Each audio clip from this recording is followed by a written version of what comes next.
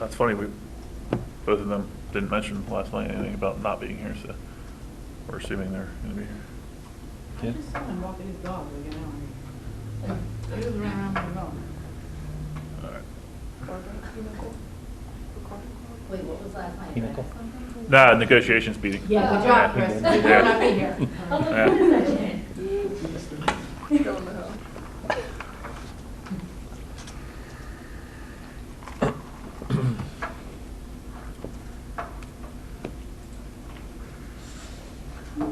Sorry, everybody. Just trying to get logged in here.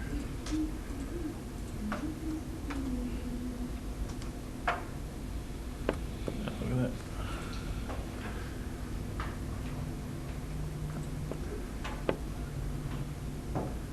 All right, I'd like to call our meeting to order of the 16th March 2022. Pursuant to the Open Public Meetings Act, Chapter 231, Public Laws of 1975, this meeting has been duly advertised in the South Jersey Times and the Sentinel.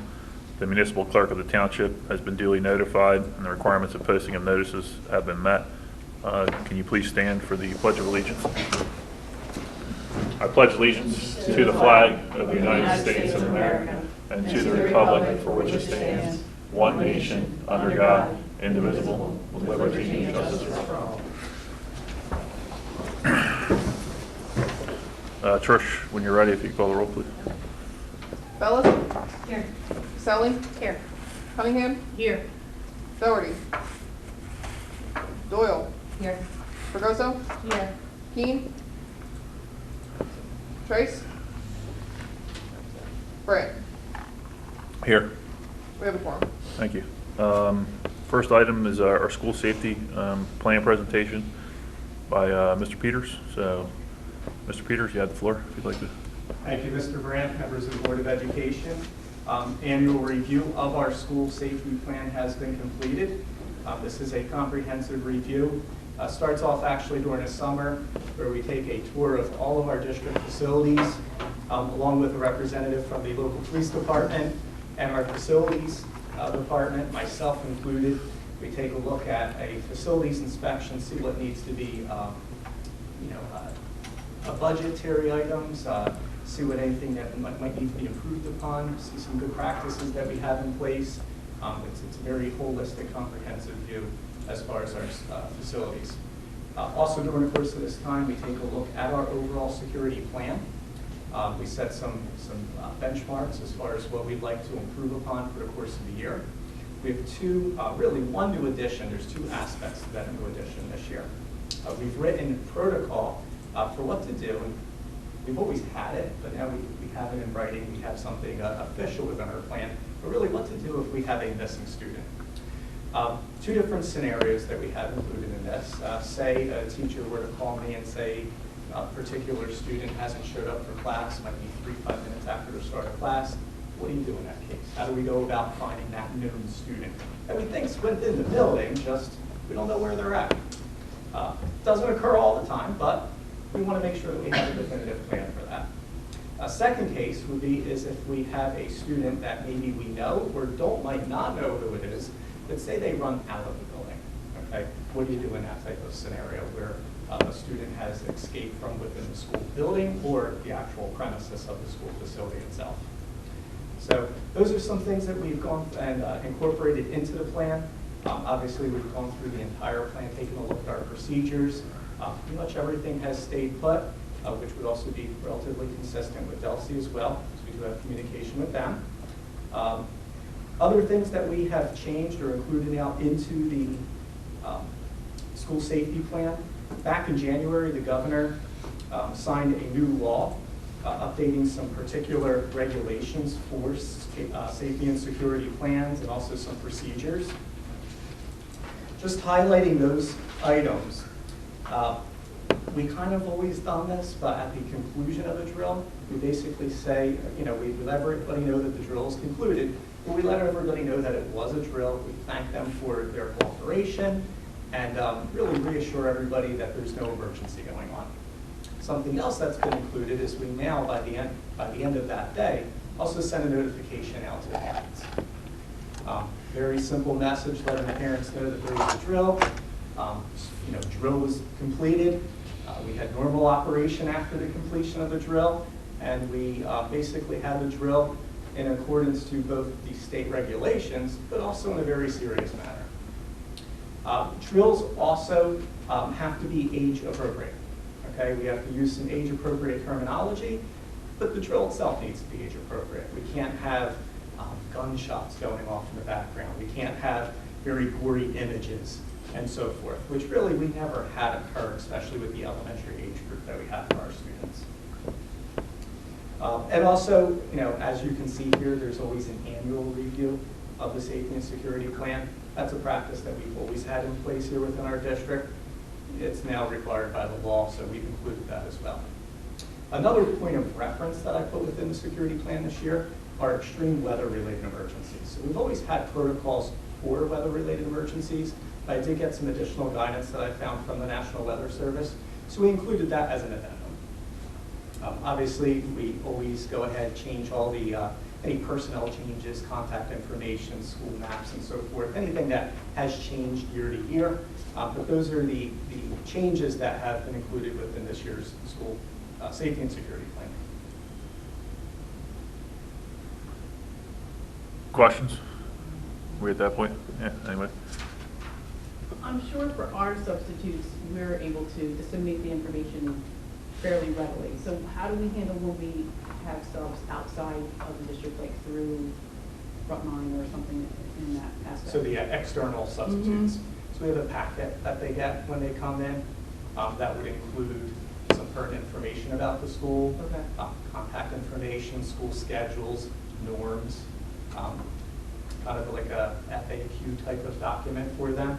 And within that, I have a cheat sheet with all of our security plans. Something that we also have within all of our classrooms are the slides. So we also have some idea of the plan that's posted there as well. And that's through all three buildings, right? Mhm. Okay. Thank you. You're welcome. Two questions for you, Mr. Peters. Was there any areas in need of improvement that were identified, whether infrastructure or anything budget related that we need to be aware of? Very few, but those items were passed on to Ms. Berry. Okay. Yeah, we are including upgrades to our video surveillance. I shouldn't say upgrades. We do have some video surveillance cameras that are just in need of replacement, and mainly the outdoor ones because they take a beating from the weather. So we did include that. Gotcha. In there. Second question is related to the weather thing. What exactly did you add into the plan? Like, is there? I never thought I would ask this, but in light of what we saw this past summer with these Yeah. tornadoes, like, if a tornado were to hit our area, like, where do the kids go? Have we identified areas that are the safest within the schools, or? Those types of scenarios have always been talked about. We've table-topped in the past about them. We still are waiting for some more definitive guidance from the Department of Ed for those. So what I've done is I've put in general guidance about what to do for different types of weather-related emergencies. You think of tornadoes, something that probably, I'm scared of the tornado, but we're more prone for a straight line wind here. Right. So you have to think of different scenarios. You also have to think about the geographical nature of our schools. Where is that wind coming? Where might that tornado be coming from and what type of direction? So there's a lot of factors that unfortunately whoever's in control of that school is going to have to make in a pretty split-second notice. Decision. Right. But that's why we drill, that's why we table talk, that's why we constantly talk about these types of things. Gotcha. So even though it's in the plan here with some general guidance, that's something that I foresee we're going to continue to talk about. And not just within our district. That's something that I think we're going to bring up both at our county principals meetings, and I foresee the state probably also bringing it up as well. Well, not to, put you on the spot, but like theoretically, if a tornado was you got a warning that was going to hit your school, I mean, where would you, we don't have basements in the school, so like where would you direct all the students to? We do have plans, but I can't go ahead and divulge the entire plan here within the open public setting. Yeah, But- just for us, just for the board members' knowledge, here's a copy of the entire plan. You're certainly more than welcome to look at it, but we don't distribute it. But the principals would know, would have a thought that in advance, and they would have that. Okay. Yeah, it's not uncommon for, especially the three principals, and it's not just the principals, it's the supervisors, it's Mr. Walton, You know, there's multiple people here within the building, involving our team leaders actually even in the drills. So it's not like I run every single drill over at Ritter School. We involve the teacher leaders that are in the drills. I've even pulled kids to see what goes on and get their feedback. That's part of the plan as well. I get student council input. I get not just student council members, I get other students that give me input. They're in 5th and 6th grade. They have, you know, they're able to provide a little bit more insight with what goes on. So you have these conversations about what if. And it's a good, productive conversation when you talk about what if, because, you know, wheels start rolling in your mind. You start thinking, well, you know, we have this scenario, we have that scenario. Well, did you ever think about this? And, you know, before you end, you have probably a few different scenarios that you've talked about, and I feel everybody's a lot more on the same page, and you've kind of talked things out at that point. Great. Yeah. Thank you. Any other questions? No. All right. Thank you, Mr. Peters. All right, thank you. Yeah, thank you, Mr. Peters, I You're welcome. appreciate it. Really appreciate you coming out. Moving on, we have our first public comment section for agenda items only. I make a motion, we open to the public. Do I have a second? Second. All in favor? Aye. Opposed, abstentions? Anyone from the public wish to comment this time? Seeing no one, I make a motion, we close. Do I have a second? Second. All in favor? Opposed, abstentions? We do have the necessity for some brief executive session, maybe 15 minutes, if that. Yeah. We're going to discuss, I'll give you guys an update on negotiations, as well as some contract litigation. Well, it's both More negotiations, really, negotiation. yeah. So, and some budget stuff. So, with that, I make a motion. We go into executive session at 6:14. Do I have a second? Second. All in favor? Aye. Opposed, abstentions? All right. All right. Next item on our agenda is the board retreat. We discussed that. If you're planning on attending, please RSVP to Trish's Google invite so we have an accurate count. Could we get just a head count now? I think Why would Alicia you? said she may or may not be there. I said, yes, unless my husband has some surprise or anything. Okay. I'll be there, yes. Yes, probably. yes, we know you're a no because you're I out of said town. no, but I may be back. Oh, I may be back. Okay. So I'm a no, but maybe a maybe? yes. Okay. Yeah. You're I a mean, yes. I should be here. Yes, on the yes. calendar. You're good? Barb, you're good? I replied already, yeah. Okay, all right. Yeah, if you could acknowledge the actual reply so they get credit, Trish. Barb, I think. You did in the weekly update. Michelle, Yes. yeah. I remember to do it, and I told him to update, he's not there. So that's that, and there will be refreshments served, correct, Trish? Yes. Are you guys coming to the retreat? Oh, yeah. Both of you? Mm-hmm. Refreshments, absolutely. We drink well. Yeah. Write myself in there. Next item is the Department of Health COVID recommendations, which I assume Yes, Mr. we Walton, you're talked gonna about that talk. at the last meeting. We were talking about, I mean, the focus of the board was on the contact tracing. So I went back and took a look. Obviously, the health department is recommending continuing that path. I did meet with the nurses after the meeting, and then I met with the administration to talk about it. So they are comfortable, as long as the board's comfortable, with doing away with contact tracing from an individual standpoint. However, more of a general notification.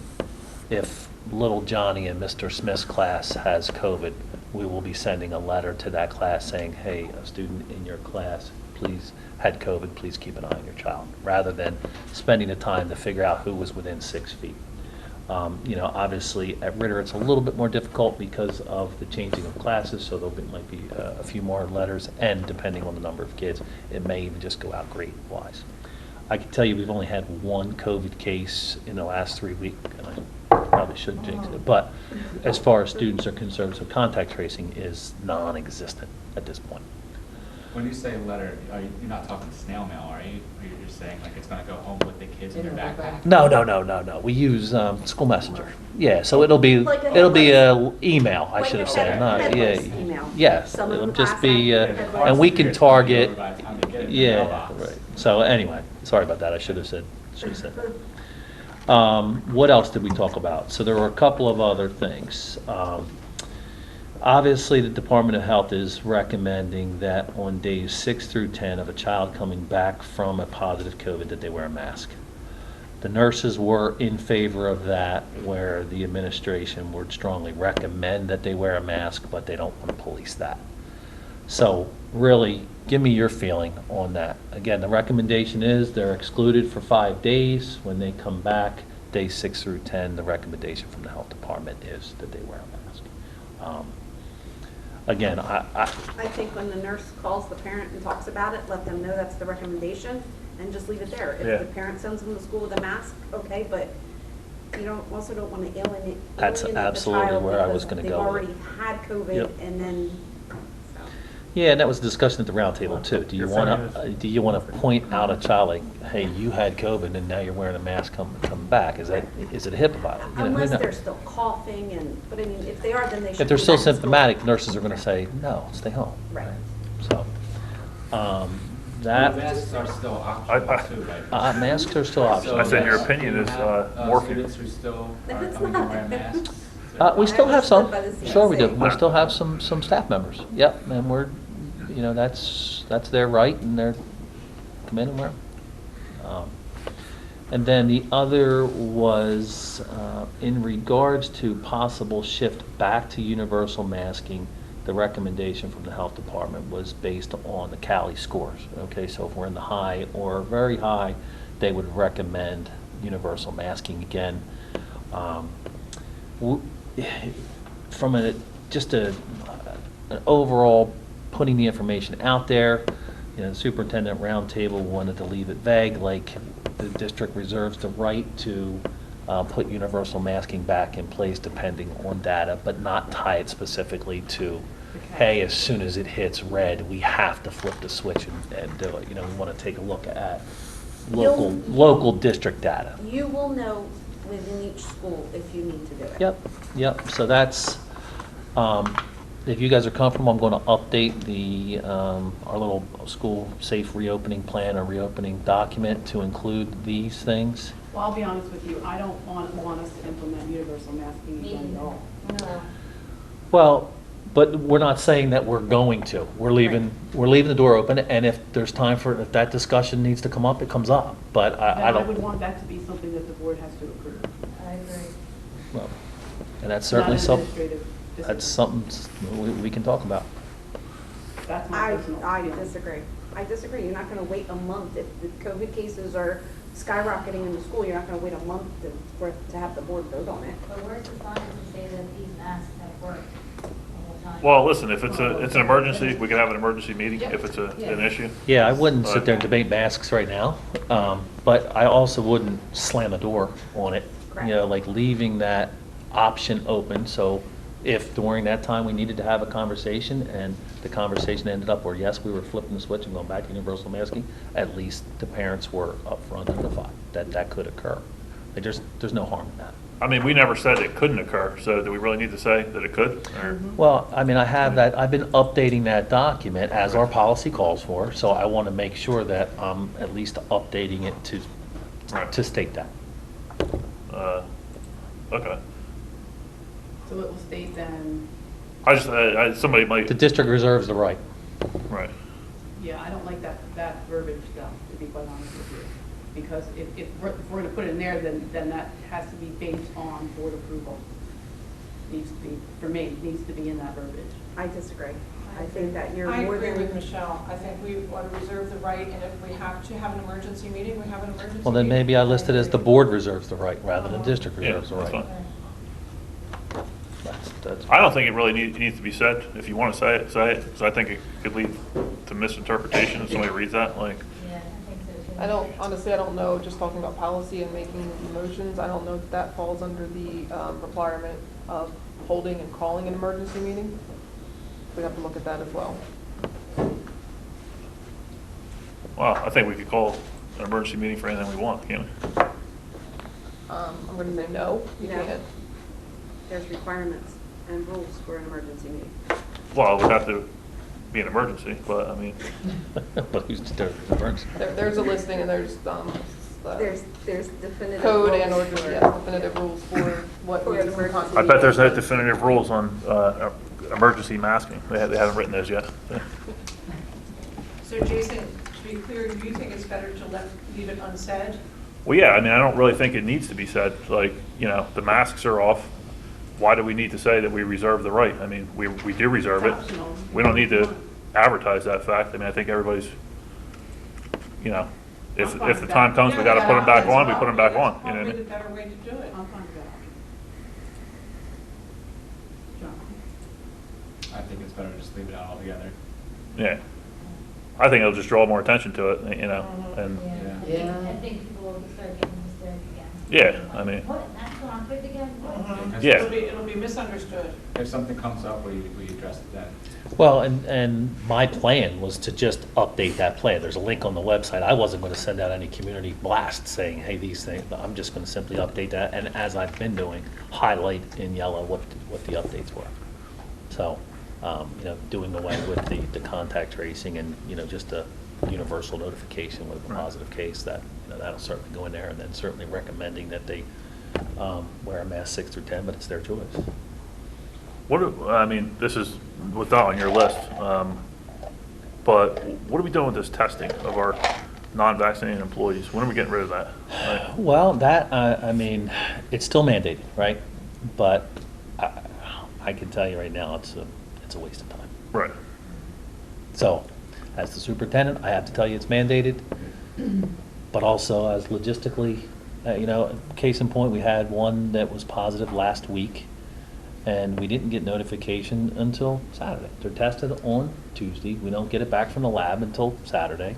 So should they? They were eligible to come back on Monday. They didn't miss a And day. there could be anybody else in that building that's positive and they haven't been tested. I can't argue that Personally, I feel point. it's discrimination, and I would like to see us get rid of it. I agree. We did, I think we voted that down as a board. You voted the policy Policy down. down. Right, Policy. right. So what, you voted the policy down as far as the management piece of it. But, of course, as the superintendent, I'm going to recommend that you, I totally. and if you guys want to vote to go the other way, that's perfectly okay, and I will be glad to go tell them to stop. I see no reason to, again, to waste time, our employees' time, to take the test, our employees' time to look at the test or log it wherever it goes. It's not, to me, it's. Anybody have any indication of when that mandate is due to expire? No. Well, I'm gonna we say- felt it was due to expire when the health Emergency. emergency, but that doesn't seem to be the case from what we're hearing. You can't make money. From a budget standpoint, we receive federal funds to do this. Yeah, that doesn't cost the And then- district a dime. So it doesn't cost district a dime. Costs us And then time. we just lose that funding, right, but it's a zero-sum game either way. They only pay for exactly what we need. We and have to then- submit every month how many tests we did during what week to the DOH, or to the DOE, and then we get reimbursed. So we get reimbursed. All right, so we're losing time value of money on that too. Right. Where do the teachers go to get tested? Do the nurses? Nurse's do office. nurses' And we have now, I think we're down to less than 20, to be honest. So it's a very, very small amount It of was just a staff. report that the federal government, in their budget line item for COVID testing and vaccines, never had money. Yeah, I heard that. So they might be lifting that mandate soon. Yeah. Besides the fact that when my family had COVID and it went through us, we took 12 tests and 3 came back positive, even though we knew we had it Mhm. because one of us had tested positive and we all had the same symptoms. So there's no, I can't argue with anything you guys are Yeah. saying. I'm just as, Well, if we were to entertain it on Monday night's meeting, do you have anyone that you want to get more info from or talk to anyone? Or, I don't know what other info you would need. well, listen, you know, these members of this union come in, say that we're not including them, that, you know, we're not taking, what's the word they use? All the stakeholders. So, I mean. Again, this is such a small, I mean, you're talking less than 20 people now. I mean, so, and believe me, they don't want to do it. Right. And I'm sure the nurse. Nurses don't want to do it. I actually have Taylor printing out the labels every week. Is Okay. it a waste of time? Yes, I can't sit here and say it's not. It's a waste of time. Well, then. But it's mandated. So we want to put that in. So it's a mandated waste of time. How's that? So the board can't stop it? Yeah, we can, yeah. we That's a debate for another shouldn't. Why time. would we stop it? Even though it is a waste of time and it's not accurate, we I'm shouldn't a whole follower. stop I can't it. go against items, I can't do it, and inside me I can't. I can't do it, I can't do it. Sorry, guys. So we'll put that in new I'm business for Monday. Oh, you can't do what? You can't? Go Can't against vote? humanity, You I can't can't vote. do Ah, it. okay. I don't know, maybe it's my thing. I don't Well, know. after this But one, I think for the there's not going to be any more minority- I mandates. think we're so- minority, so it's fine. I was hoping by now we'd be able to flip you guys, but, Not when it comes to something like that, I mean, all right, well, let's put it on for Monday then. So what, do you want new business? New business and Staff testing? plan on us, yeah, doing away with it. Okay, we'll add it to the, My district to do that. Now, is this one you're actually going to get on board with, Drew? No. listen. Or no? I Still? told you publicly, I have to say it's a mandate. Wait a minute, we're in the public now. A minute ago, you said it was a complete waste of time, so. I'm saying it is a complete waste of time, but Okay. I'm also Well, it's telling you public, it's that's mandated. public. but it is, but Yeah. it's a mandate. It's a from the Okay. mandated waste of time. Yeah. How's Okay. that? All right, perfect. I have another question. Does this testing take place during the teacher's prep time, instructional time, or when? We allow them to go down to the nurse's office at their leisure, and it literally takes 3 minutes. 5 minutes at the most, Yeah. probably, depending on Tops. how far away their class is. Tops, so. No. Well, it's not only teachers, it's bus Well, drivers. Yeah, it's bus drivers, So, it's, it's- I'm yeah. just all employees. considering other No. discussions that we've had about instructional time and prep time. Yeah. Okay, so that, anything else on? No, no, that was it. Department Health? Anything else Yeah. COVID related? No. Perfect. All right, Okay. budget executive summary. Yep, so everybody should have one of these in front of them. This is our annual executive summary. I'm going to go over the first part, and then Trish will talk to you about the dollars and cents of it all, okay? For our new members, so I guess this is important for Michelle Barr.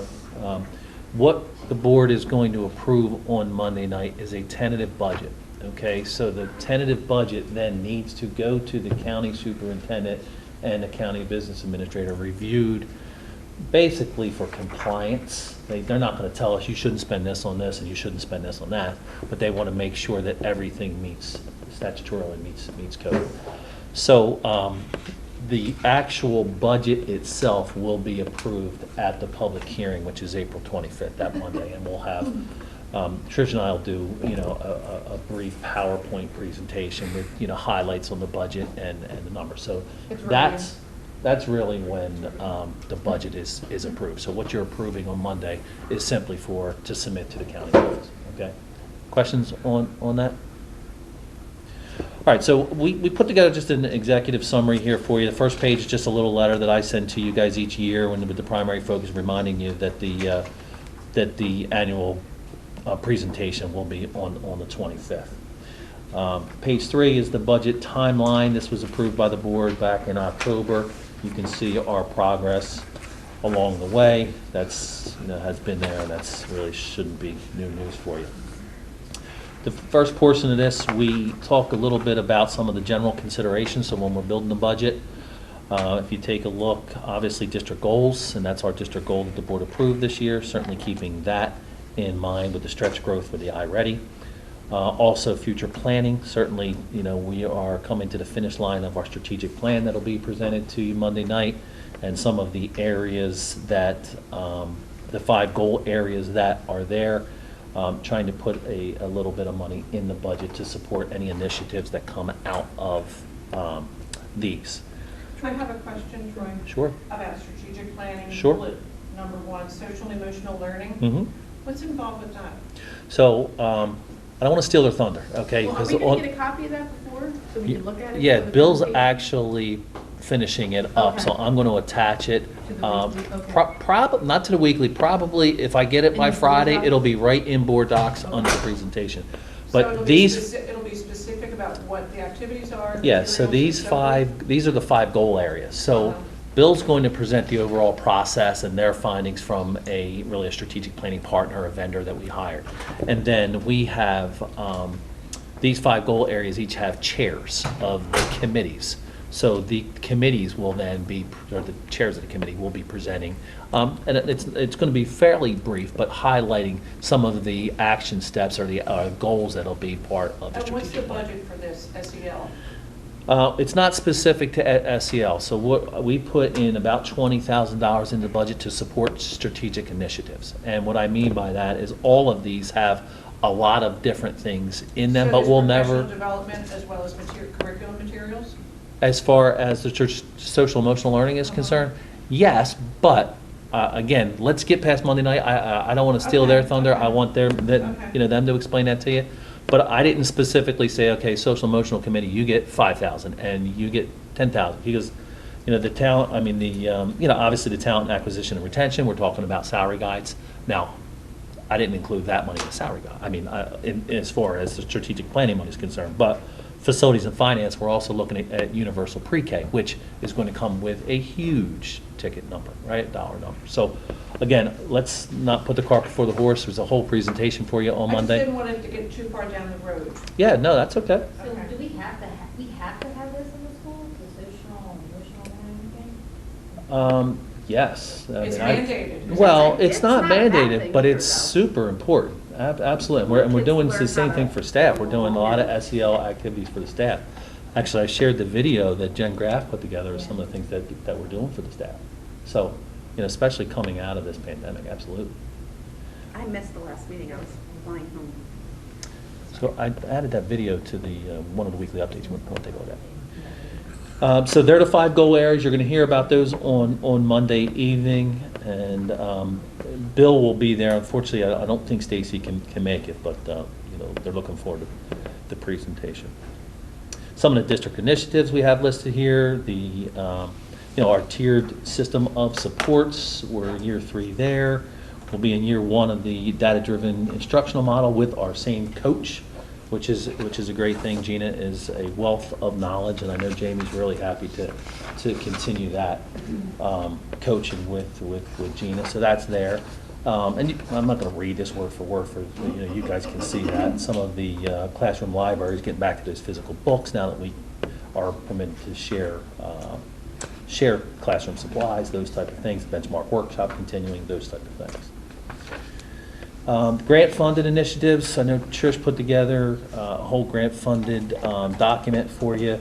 I bulleted, just highlighted some of the things that are included in the grant funds from the COVID grants that we received.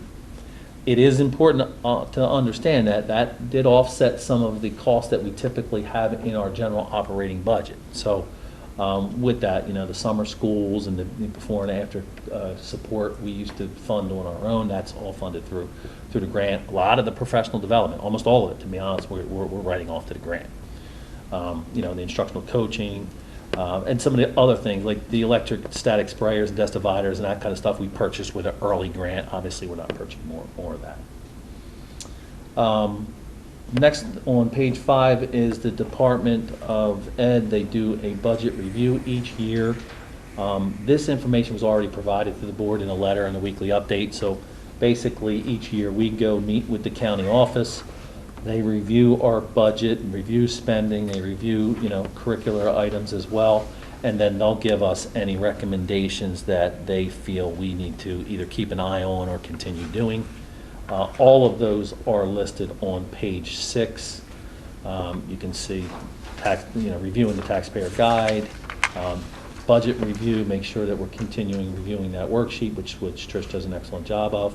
And then some of the other efficiency standards, the custodial square foot.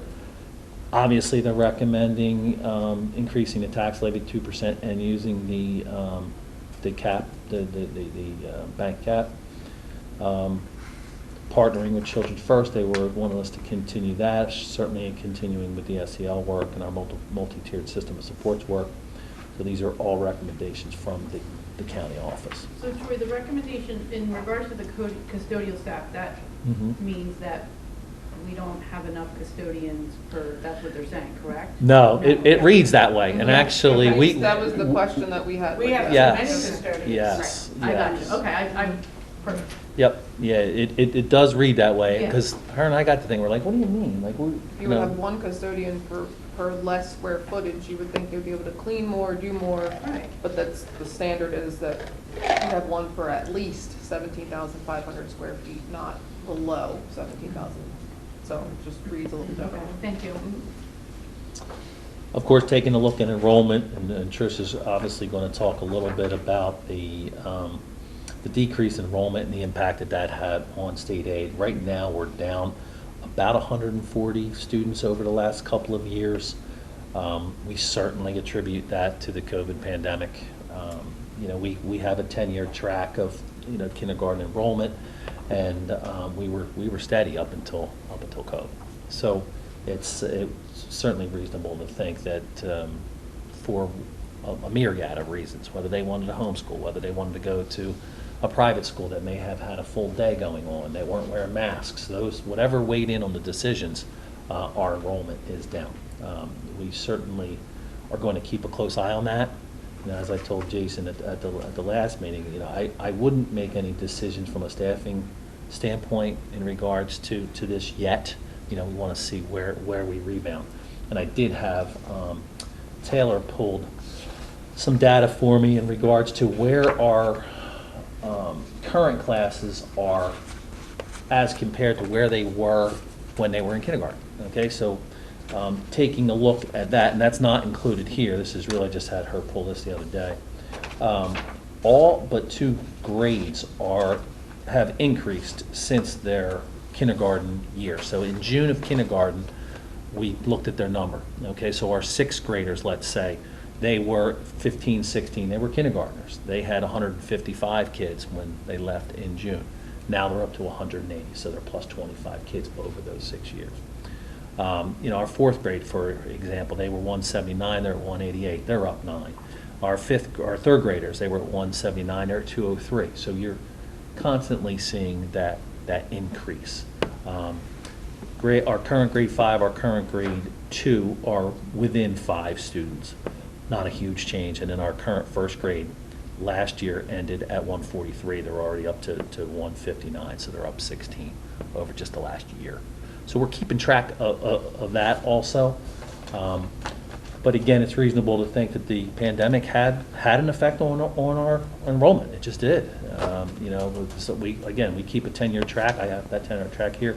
It's been static for a long period of time, and along comes COVID, and all of a sudden we see it dip. So has the projected homeroom class size stayed the same, or have we expanded staff and decreased that, or is it still?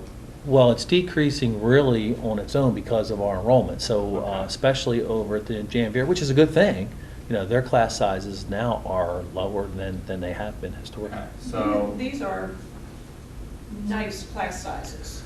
Yeah, I mean, especially over here. Especially for the teachers' point of view. Yeah, I mean, well, at the end of the day, there's a lot of kindergarten classes that, not here, but other districts that actually have an aide in that kindergarten class where we don't. So it is advantageous for us to keep those class sizes down.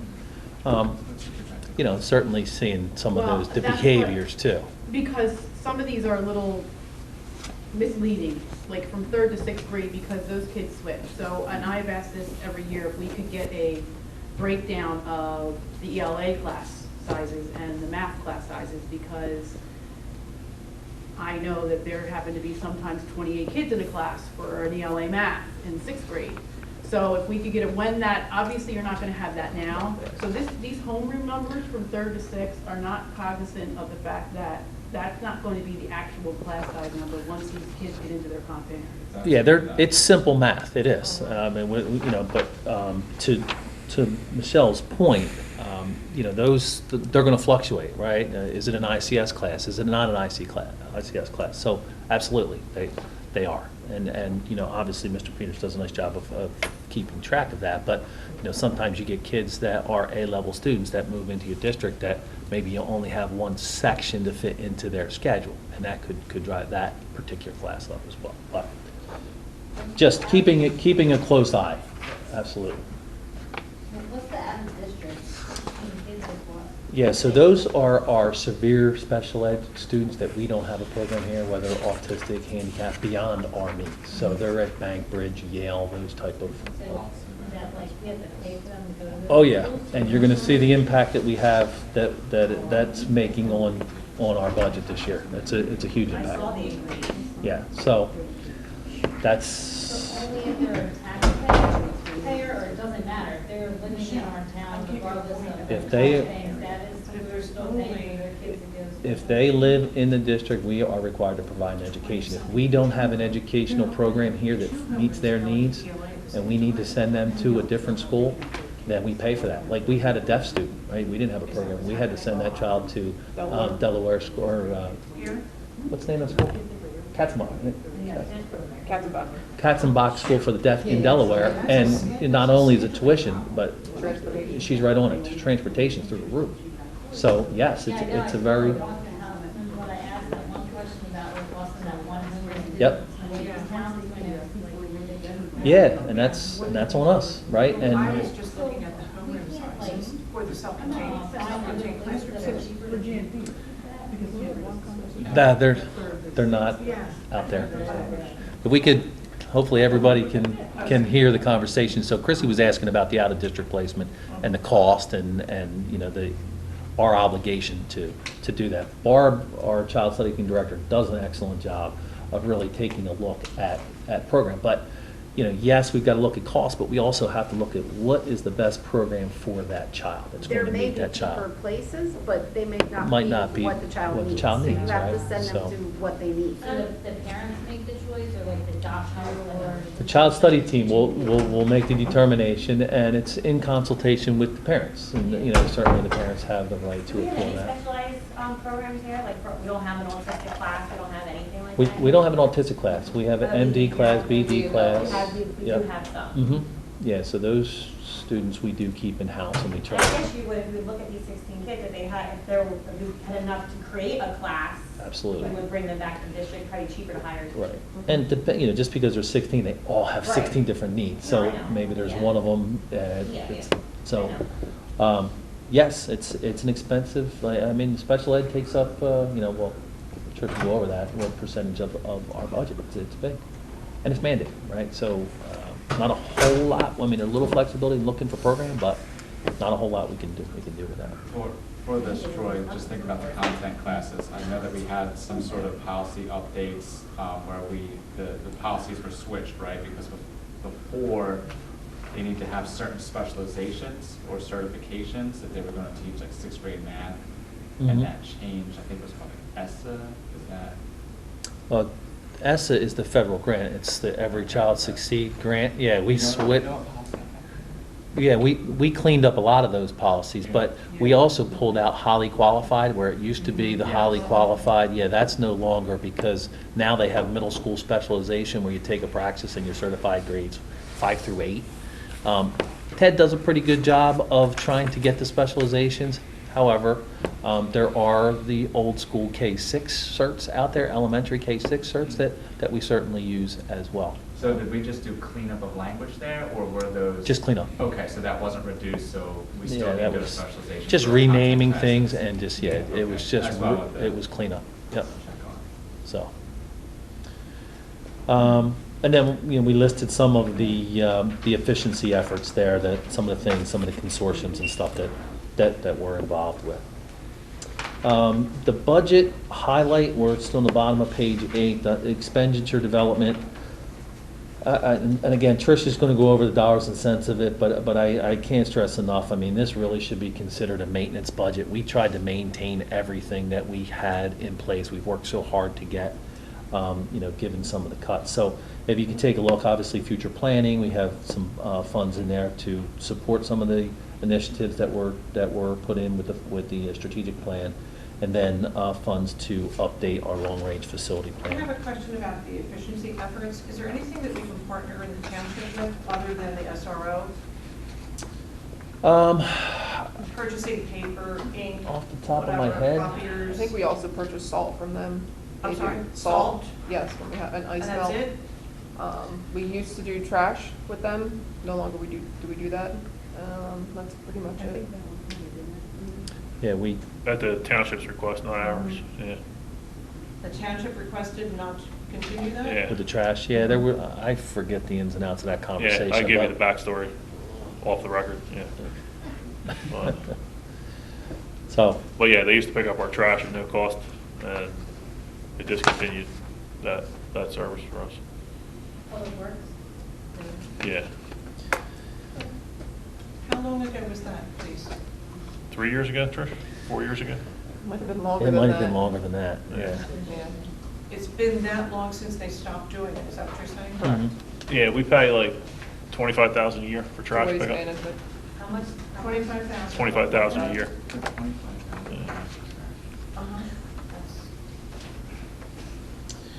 Uh-huh. From a curriculum instruction standpoint, really just continuing, our curriculum updates and the Linkit data warehouse. Again, like I said, we were able to write off summer school and some of the PD to the grant. So this is from an operating budget standpoint. Troy, I don't mean to cut you off 1 second. Sure. But back to your point, Barb, you asked about purchasing of paper and stuff like that.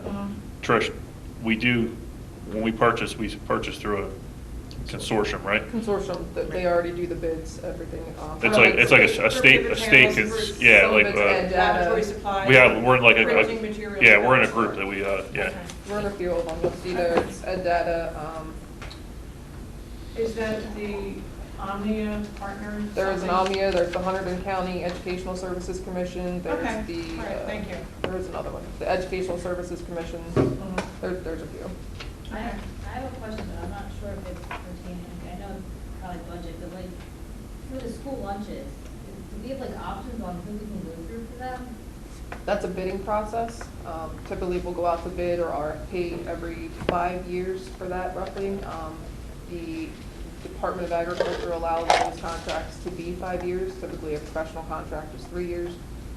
But again, it is the district's option to opt out of that year and go out for RFP and to bid. Typically, I think we've had NutriServe for Ever since a I've long been here. time. Yeah. Yeah. ever Yeah, since there's I've only been one here. company that Yeah, it's- Yeah. bids, it's NutriServe. Yeah, there's very few So we don't companies that have do it. an option?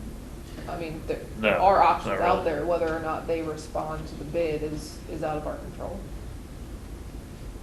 I just wonder if it would be like cheaper to look into that at all. I know like a lot of people complain about the school lunches, including mine, poor kids. so. I think you'd find that at any school, honestly. I hear that a lot. But I don't know that changing the actual vendor and food service management company would really have any control over that, because there are guidelines set down from the federal government who then reimburses us for those meals, what has to be included for nutritional purposes, as well as those types of items. I think any lunch-related stuff, you want to take that up with Michelle Obama. I think she's the one that put those, Right on that. she put those standards in She place. was very big on Yeah. school lunches, yes. So moving on with the school supplies, extracurricular, that has all remained the same. We are going to hopefully get back into the field trip business next year. Yes, And that would be nice. we are budgeting to fund 60% of the field trips for the parents. Preschool tuition's not going to change next year. The miscellaneous stuff, just continuing to replace the old student desks and chairs. And then, we are on a replacement schedule for the cabinets and countertops in our primary classes over at the Janvier School. Child study team, here's to your point, Chrissy, as far as, we have those unknown and unanticipated out-of-district placements. Like we could have a kid walk in the door tomorrow that says, hey, I moved to Franklin. By the way, I have a special ed child who goes to out-of-district placement, and we're on the hook for that tuition and transportation from day one. So it's, if we had a crystal ball, it would be great, but we don't. So we have to be prepared. We have to be in the position to be able to handle that. And same goes for homeless tuition, and hopefully, that we don't have a whole lot of those situations, but again, we have to be, prepared for that. Extended school year and the frequency of the IEP-driven extended school years there. All right, so technology. Our technology budget did increase. Again, Tricia's going to talk about the numbers here, but obviously we went to a one-to-one Chromebook during COVID. We purchased, original purchase of those with the ESSER funds, but now we're picking up those lease payments as we cycle through with new classes coming in. There is, and I do need to point this out, so there will be an increase of the shared service agreement with Dulce. Long story short, we have enjoyed, I'll say, the let's call it the lower cost, or just they created a cost when we originally went into that shared service agreement with Dulce for technology support, and didn't really fine tune that over time. meaning we got more devices, they got more people, but they didn't really pass that cost on to us. It's really just been, okay, let's just charge them the same, just charge them the same. Well, Mr. Collins did take a look at it this year, and there is a significant cost increase. It's, I think, $85,000. Again, just to talk about numbers. However, in our opinion, it is warranted. Like, they can justify that cost. I can tell you the timing of that isn't very good. Obviously, we're losing state aid and then getting an increase in the technology shared service agreement. It's like a perfect storm. But so that increase is there. The replacement of some of those video surveillance equipment, like I talked about when Mr. Peters was here, and our server replacement. We do have a very comprehensive technology replacement schedule. Obviously, you have to stay on top of that. You don't want a huge budget hit by not staying on top of that. So, I have a question. yeah, sure. Excuse me, I'm sorry. For the amount of the increase, does that warrant us possibly getting our own technology person? No, we are still, we're still way under what Right. we would pay if we weren't in shared service with them. Thank you. Yep. Transportation, obviously staying on top of our bus retirement schedule. So this year's budget includes 4 54 passenger and then 1 special education bus. Of course, with the transportation, like we talked about, with the out-of-district and the homeless, you have to budget for the transport for those unanticipated, homeless and out-of-district placement jointures. And then you guys are feeling the pain at the pump too, just like we are. And I think diesel was over $5 a gallon. So, we got part of our fleet that's diesel, part of our fleet that's gas. So, last year, just to give you an example, we budgeted an average of $2.79 per gallon. Well, we know we're going to be almost double that this year. So that's a huge increase as well. Salaries, we talked about that. Just a question on fuel. Sure. It's a geeky question. Do you use like futures to project that, or do you mark that to market? No, we just go off of basically what we've had gallon-wise, what we've used, and then the price that was just used as an average for those gallons that we purchased. Okay, that makes sense. And then just trying to project obviously a little bit, but no, I don't look on the futures. Yeah, gotta go that far. So- The variable has never been so great, right? So Right. that's a guessing game. Right. It's just a guessing game, it really Is is. there a way to buy ahead in bulk? We have our We own pretty tank. much do. Okay, Yeah, so yeah. we have, how many I think it's a gallons? 4,000 gallon tank So, Mhm. yeah. for diesel, and I think a 1,000 gallon tank for Right. gasoline. Are the new buses that we're buying, are they gonna be gas or diesel? They're gonna be electric. I've looked into We it, looked don't into, worry. yeah, No. don't chuckle, we looked into it, I mean, but they are so expensive. For the price that we're getting here, we'd probably get about a bus and a half, for 5 One- buses. One electric bus is about $300,000 to $350,000. Oh my goodness. Figures. Yes. And they're charged, they don't actually have that big, like Teslas, I mean, the higher end electric vehicles can go 500 miles. This new electric bus is only gonna go 150 miles to the charge. So How many miles on average does one run take? that I'd have to look at or we have a report that does that, DRTRS, that kind of summarizes that on average, but I don't know that number off the top of my head. Or we'd have to build charging stations and stuff. Are there any grants available for that? There are, but again, the amount of the grants are barely getting you a bus. So we'd be missing half of the bus, not even be able to get a charging So station. what about like So the smaller education bus? still the same. Oh, really? Who even makes those? Like, I didn't even know. it I was a forget thing. who the manufacturer was that was in the webinar that I attended. It's one of the normal.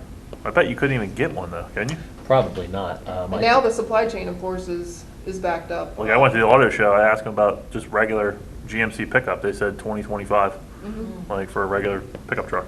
Yeah. I did see a story that SEPTA actually has a large percentage of their fleet are electric buses, so they were, ahead of the curve. Yeah, yeah.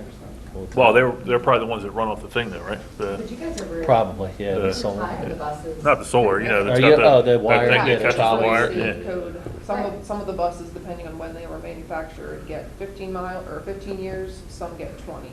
And the ones that get 20 really don't last 20. Right. So what are we buying now? Are we buying diesel or gas? We try to get gas when we can. Okay. But again, it's stock available and manufacturer who makes what and how many are Now, available. what happens if we run into unavailability because of? The DMV has, Sharon just attended a webinar and/or meeting with SDS, her transportation group. The DMV has agreed that any bus that's scheduled to come off of the road in the upcoming year will get an additional year because there are no buses available. So again, we're putting money in this budget. You may not see this purchase order go out until this time next year for these buses. We'll encumber the funds and obviously get the order in, but the bus may not actually be on site. Okay, but we can keep the old buses running till we get the new buses? Correct. And get a quote for the new bus that they'll have to honor now, Mhm. like a year from now, that bus probably will Yeah, go up. let's get that in there. Yes, we already have the order. Thank you. Do we sell the old ones? Yes. They go up for auction. Yes, Yeah. we just actually recently sold a few of them. I think the guy came and picked it up today. And that would be the The time ones to that sell 'em. that were on Gov Deals. And I think we did sell another truck and got a decent amount for that too, so yes, we do. Not as much as, if somebody were to take it, scrap it individually, but at least it's off of our property and get a little bit of recoup for it. Mhm. Did you say you try to get gasoline buses? Most of our buses are gasoline already. Really? Mhm. Why? I guess it was cheaper than the diesel. Well, yeah, I mean, it's cheaper to buy them, I guess, but. Mhm. And I think for the mechanics to work on them, that's a little bit less involved. Right, Not that I know that side of it, but that's what I've heard. right. All right, so continuing on, shifting to the health benefit cost, we'll give you the good news first, is that our premium only increased 0.2%, which is great. Since we shifted to the school health insurance fund, the shift, we have really realized a lot of lower premium increases. The flip side, though, we do have 14 staff members that are becoming eligible for family benefits per contract. So that is going to be a fairly significant increase in our health benefit line item. And also, and again, Trish will talk about this from a dollars and cents standpoint, so we have that new Chapter 44 contribution chart rate, whatever you want to call it, and that has resulted in a fairly significant loss to the district as compared to the Chapter 78 contribution. So, the benefit plan isn't as strong, but the contribution rate is less, so it's costing us a little bit more. Capital project, we're going to try to, and again, I'm going to let Trish talk about the funding piece, but we're going to try to fund the buses through capital projects.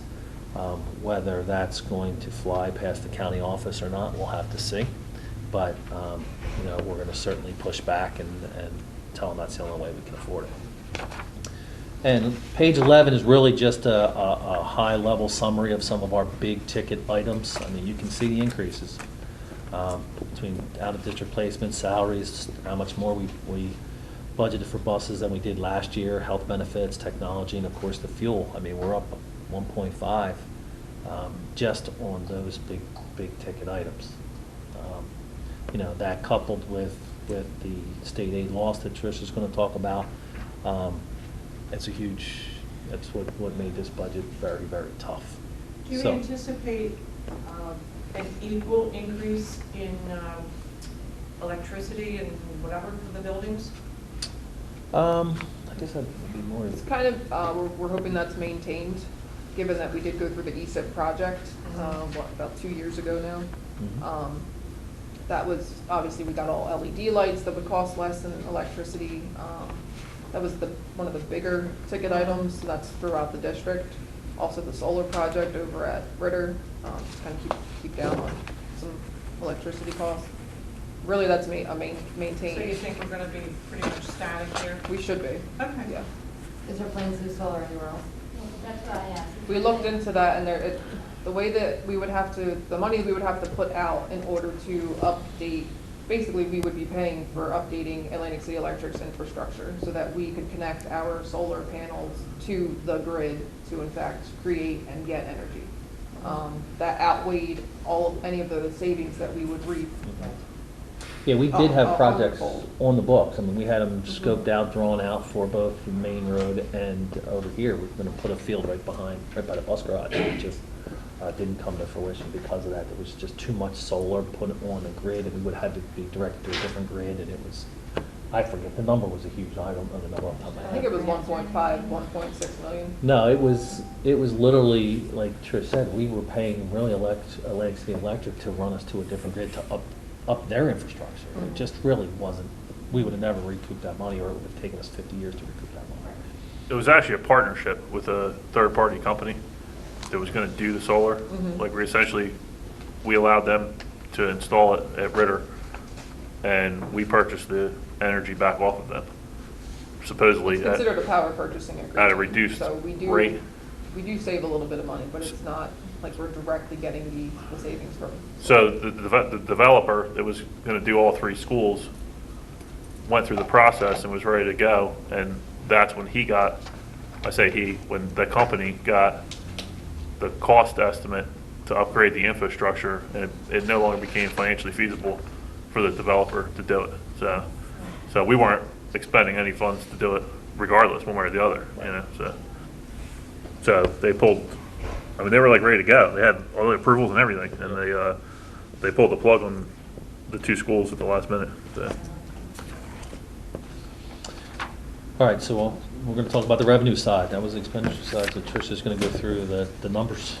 So starting on page 12, basically the budget was developed with the consideration of trying to reduce the use of reserve funds. However, given the loss of state aid and the amount that we lost it, that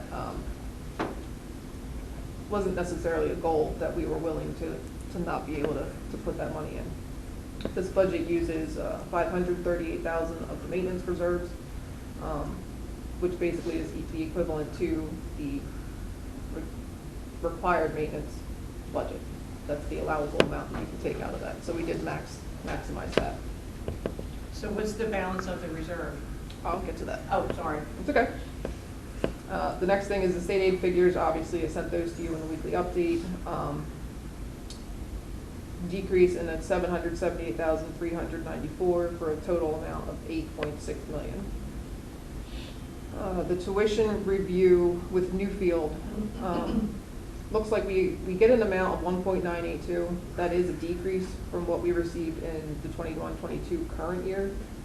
Basically, that is the difference in the tuition reconciliation that we do this year we've reconciled 2021 because that was the audit that was just done. So we're able to put that into the tuition revenue for the current year. Getting down to fund balance, this budget does use $303,000 of what the DOE budget program calculates as excess surplus, as well as $842,000 of fund balance. Basically, you add those 2 together, and that's the fund balance that we're putting in the budget. The current budget used $460,000 of fund balance to support the purchase of school buses in this current year, and then the remaining balance of fund balance is $112,000. If there are funds at the end of the 21-22 school year, we will then put them into the fund balance after we deposit into the capital and or maintenance reserves. Looking to the maintenance reserve, like I said, we did use $538,000 of that. The starting balance was 1.3, almost 1.4 million. So I didn't put the ending balance there, but 1.3 minus the 538, $700 and some thousand left there. Capital reserve, looking to use about 1.1 million, 1.15 of that. 21-22 budget used about $400,000 for the initial ESIP payment and debt service tax relief.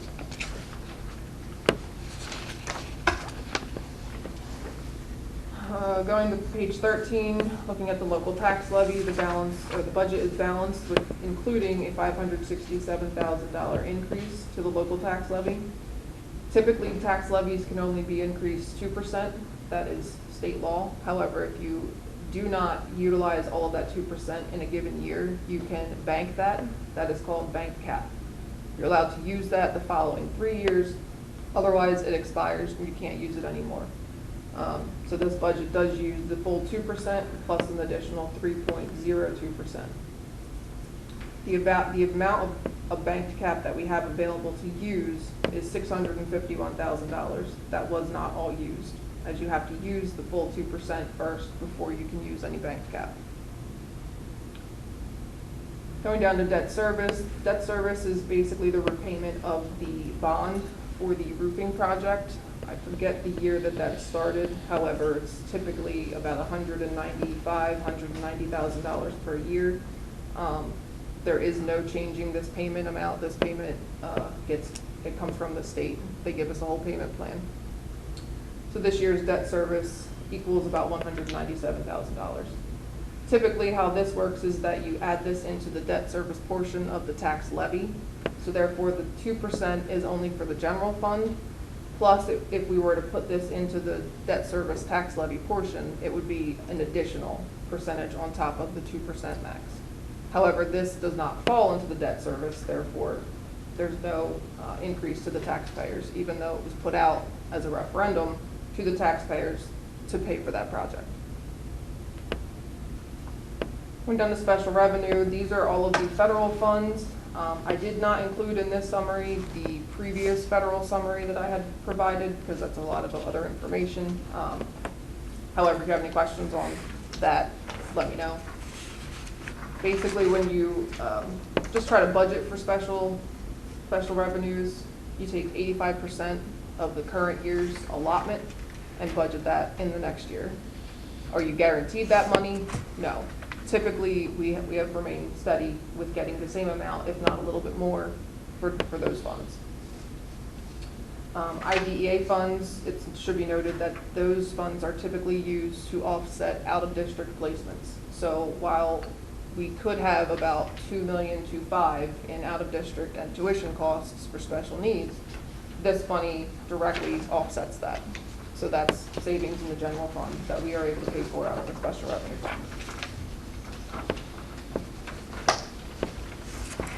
So the total that we list here on page 14, total operating budget, or otherwise known as the general fund, is about $25,756,059. That's an increase of $1.3 million or 5.63% from the current year. This budget does include tax levy 2%, also bank cap, plus revenues from undesignated fund balance, state aid, federal aid, and tuition from Newfield. The chart shows the difference, the different type of expenses as listed. Clearly, salaries are the biggest ticket, health benefits next in line, and then so on and so forth.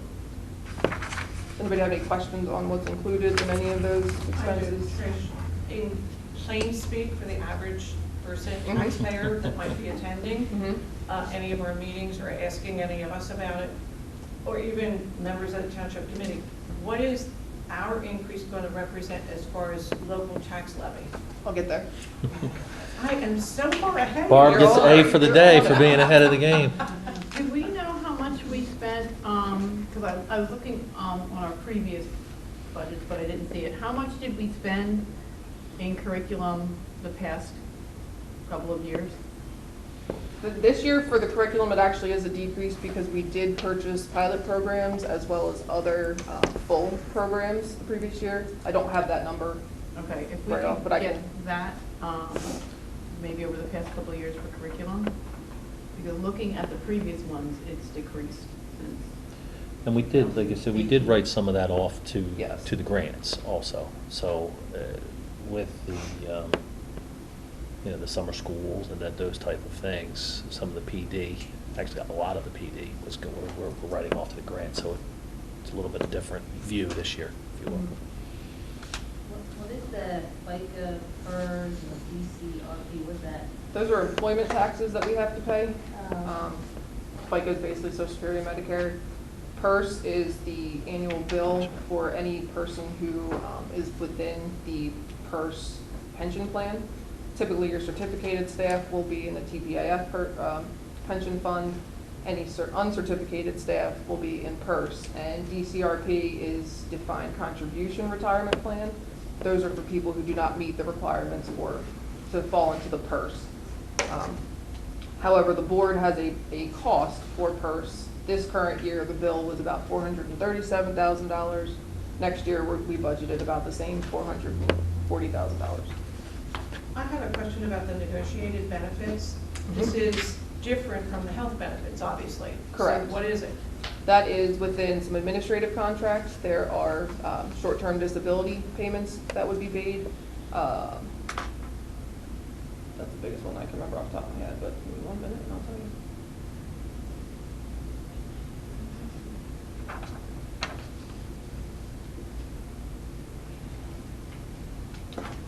Tuition reimbursement through the TFEA contract and/or the TFPSA contract. Catastrophic illness and medical malpractice insurance. Okay. Disability insurance for superintendent as well as myself. And other tax sheltered annuities that the district is paying for certain. No state members. bonuses are involved. Correct. No. That tech thing, that's your Delphi thing you guys were talking about? Yes, so that also includes Includes- the lease payments for all of the Chromebooks, the server software, the server replacements, any firewall software that we have, the Licensure Google for apps Microsoft. that we have to pay for, Microsoft licensing that we have to pay for, the additional and replacement cameras, and those types of things. And then what chunk of that is the shared service? Shared service is $185,000. And you don't think with that we could, or cheaper, we could do it? With the shared services, we have access to a director of technology plus 4 or 5 4 or 5 roughly employees. employees to handle Chromebook issues specifically, as well as doing anything else that pops up with Promethean boards and the devices. So Yeah, really we're definitely getting our money's worth, yeah. without a doubt. And have over Mhm. the last 10 years or 12 years, whatever. And again, the service that we do get, we are very, very pleased with. So for us, it's okay for us to say, like, we feel confident that we're getting a really, really good deal. We're getting more than what we paid for, honestly. And then what's the professional contract? Those are like the auditor, the lawyers, architects, engineers, those types of contracts. Software includes the payroll, HR, financial software that we have, any time and attendance that we do have, ASAP for substitutes, as well as, what are they called? Call outs, when people call out. Yeah. Yeah, employee Employee attendance, attendance. those are the 2 words I was looking for. So for the Board of Ed costs for 12,000, what is that? Those are the costs for Jersey School NJSBA Boards. membership, as well as the cost for the workshop that we will go to, as well as any new board member orientation costs. Typically, I know Leah had attended those in person. Honestly, you're the only person that I know that had ever done that. Congratulations. Yes. But we I'd do, like to go to that in person. right, but It's they're all only virtual. Oh, they're, Unfortunately. And actually, it's coming up, Yeah, so you March. need to register. Also, the But they don't- 21st, and I didn't mean to interrupt, the It's fine. 21st is also governance 2, 3, and 4, so if you have to take them, sign up. Go ahead.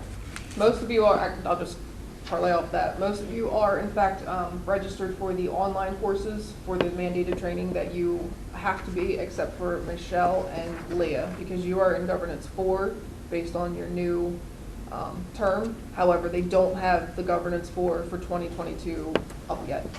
They have it up for 2021, not for 2022. Okay. I check every day, trust me. Okay. But yeah, I was confused about that too. But once thought I that just happens, saw you'll it. probably get the email that you've been registered, and then can take the course whenever you and that's those like few virtual classes that I kept saying, I kept waiting to see if there was an in-person one. Unfortunately, there's not. However, the conference Conference, yeah. will be in person. That is in October of October. this year. So that'll be in Atlantic City. There'll be, I'll send out a whole schedule of the fun stuff to do. And then NJSBA sends out the schedule of The the workshop. classes and the workshops. Funner stuff. Yes, yeah. Alicia, tell Nick you need off now. You must put it for. Good on the chart, it makes sense for expenses so far.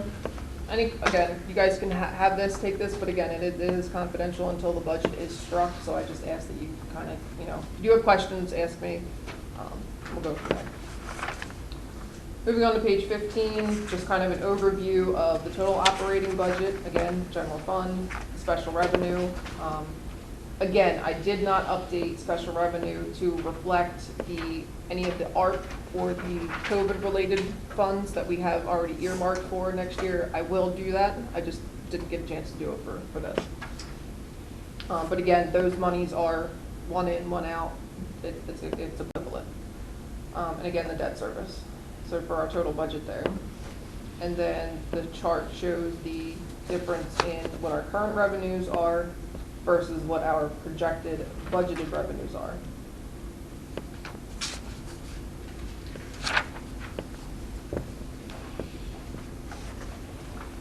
And then to the big question. Preliminary tax rate calculation. Our ratables did increase about $400,000, obviously not as much as they did in 21-22. Local tax levy is 11.2 in the current year. Local tax levy for tax rate purposes, I'll clarify that in a minute. 11.5, giving you the tax rate of 0.9338, an increase of 0.02. The way that the local tax levy is calculated, even though you see that I put on here the local tax levy equals 11,854, the way that it's broken down is half year. So because our years run 7/1 through 6/30, the tax year, we're still paying half of the current tax levy versus then the new tax levy. So it's not going to be an even, break it in half, and that's what your tax rate's going to be. So that's why it looks less on there, but that would be through 22-23, first half of what you'd see as a tax rate. The chart down below gives kind of a comparison. You'll notice the average cost of the assessed valuation home in Franklin Township did increase about almost $200,000 or $2,000. So that is taken into consideration when calculating the difference in the estimated annual tax increase. So that's, again, basic math. And that concludes my part of the presentation.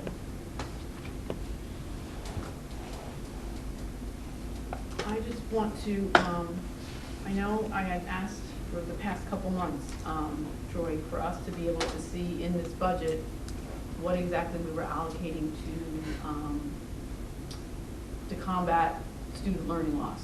So I don't really see anything outlined per se in regards to the budget, in regards to that, so I don't know if that's coming, but. Well, I mean, specifically in that regard, I mean, we, again, with the way the budget worked out, we're going to try to do things similar to the way we did them this year, hoping that we have a little bit of more of a normal year. And then, obviously, with the negotiations piece, right?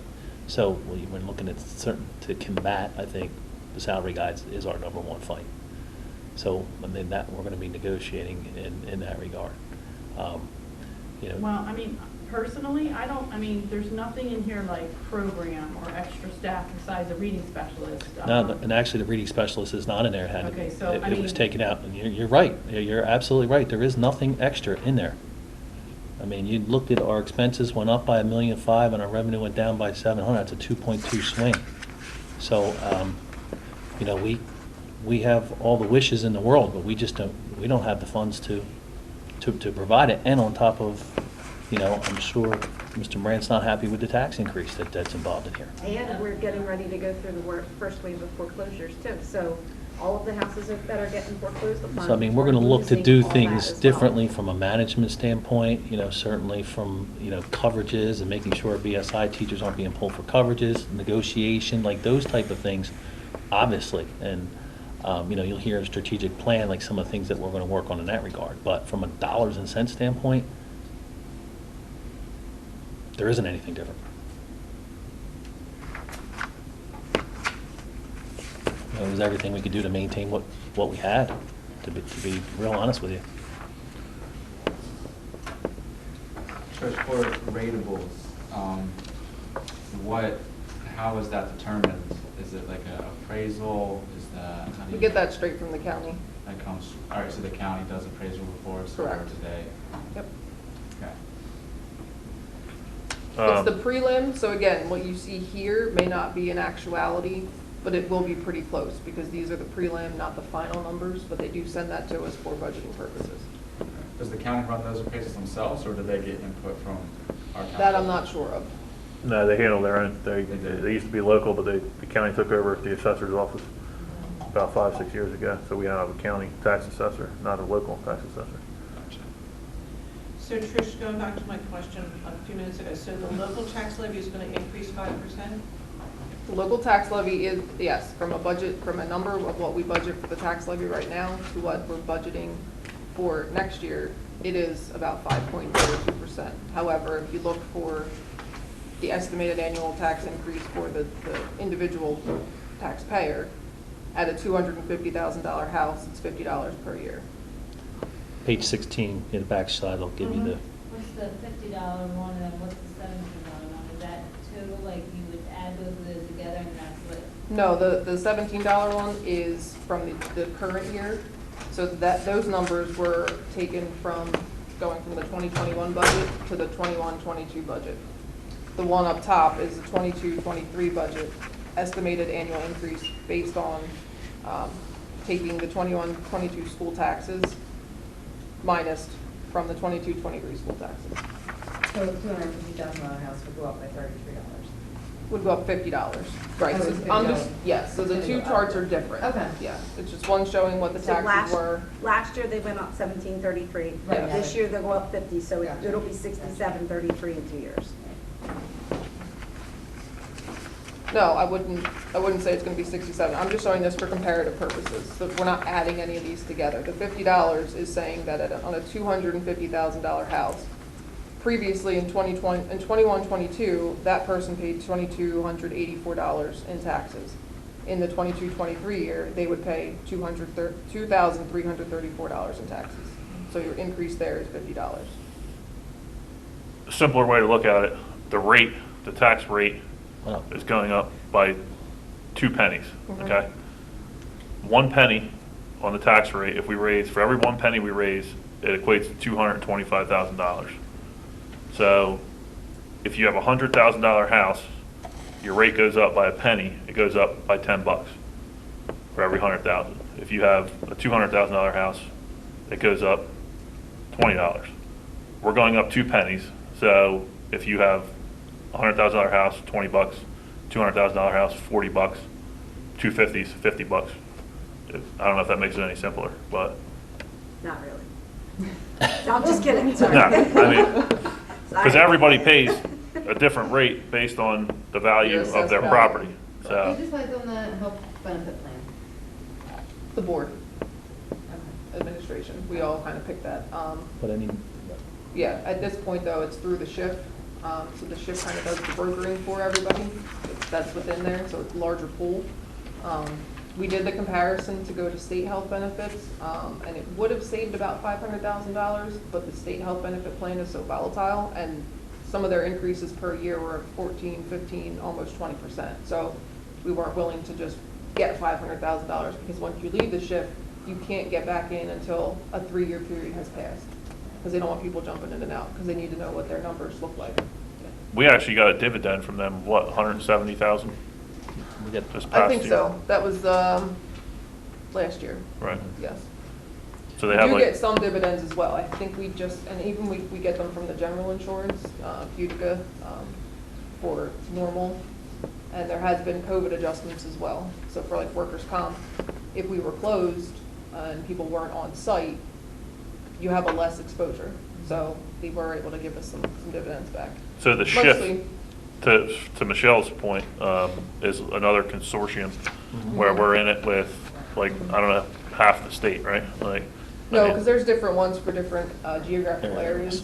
Yeah, but there's only like 2 or 3, right? So there's like Well, there's a a large. coastal SHIF. I don't know how many are of them. Well, anyway, we're in like with like 20 other districts, let's say. You know what I mean? Yes. Is there a cash out option on that? Like if We they do have a don't waiver take- program, correct. Right. And that is based contractually, whether you're in the TFEA or TFSSA. If you're non-unit, you typically follow the TFSSA. Yes.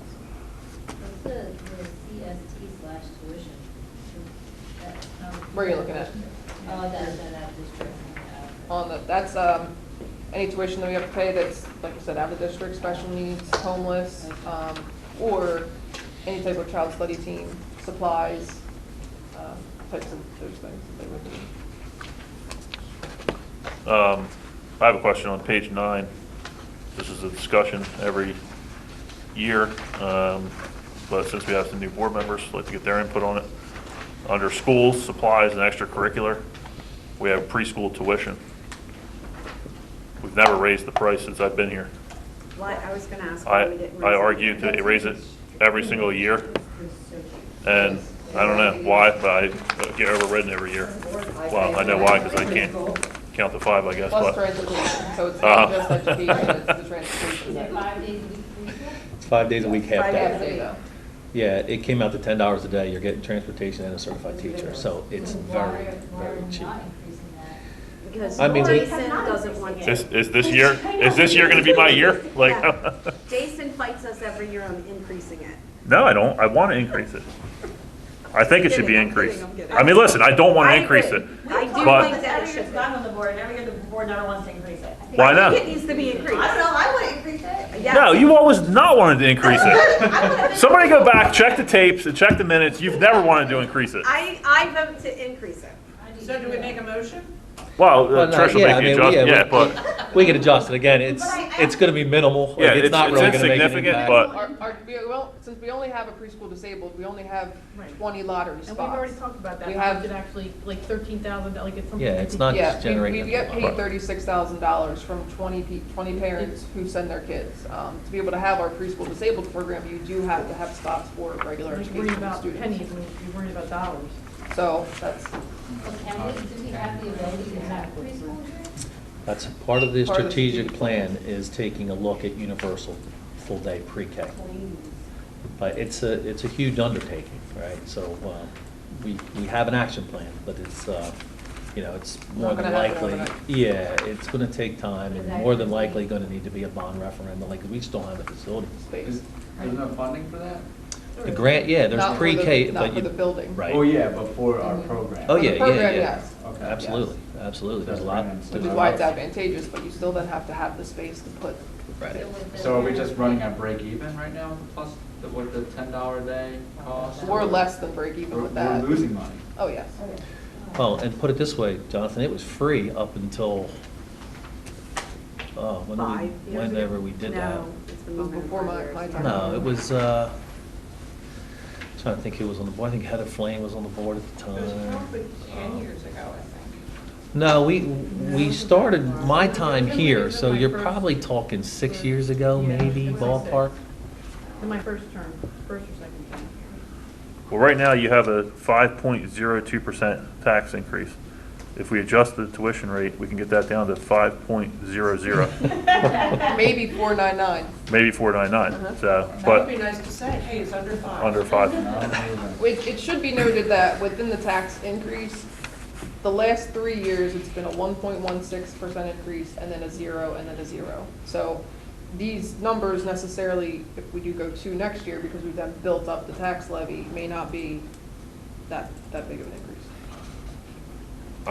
So anyway, back to the tuition thing. Do we want to increase it or do we not want to? I think we should. Increase Especially it. if we're losing money. I mean, what's the number? Troy, what's the What do number? we Well, I break mean, we- even? What number do we break even? We'd have to Oh my calculate. goodness, well, there's 2 teachers, 2 aides, Yeah, I don't know. plus transportation. I don't want to price ourselves out, though, because remember, pre-K, we do need to have gen ed students as a part of that program. We're required to.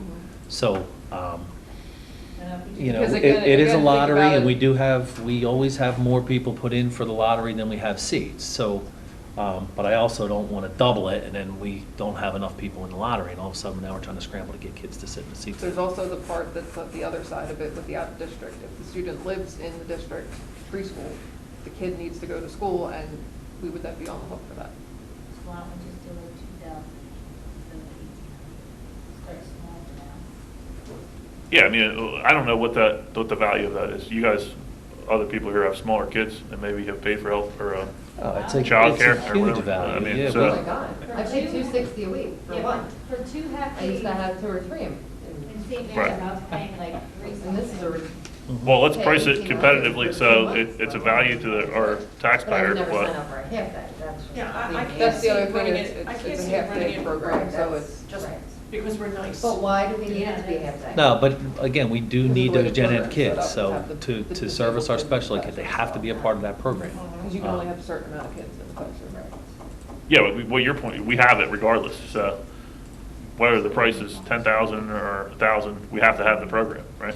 Right, but we have to have the gen ed kid, like you, if you price it at $10,000 and we put out, hey, here's a lottery for the gen ed kids. Oh, yeah, no. You're not gonna have anybody. Well, that's apply. what, we need to know what the market rate is and price it a little bit lower than the market rate, right? I mean, Five happy. Yeah, I mean, yeah, we could, It's more of a research item that, yeah, well. You guys are okay with doing that, or? You can call some of the local, So- see what they're charging. Okay.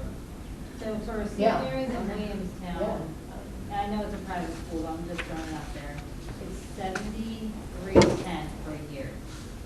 That's 5 full days. Okay, sorry, 5 half days is $53.90. That's no transportation.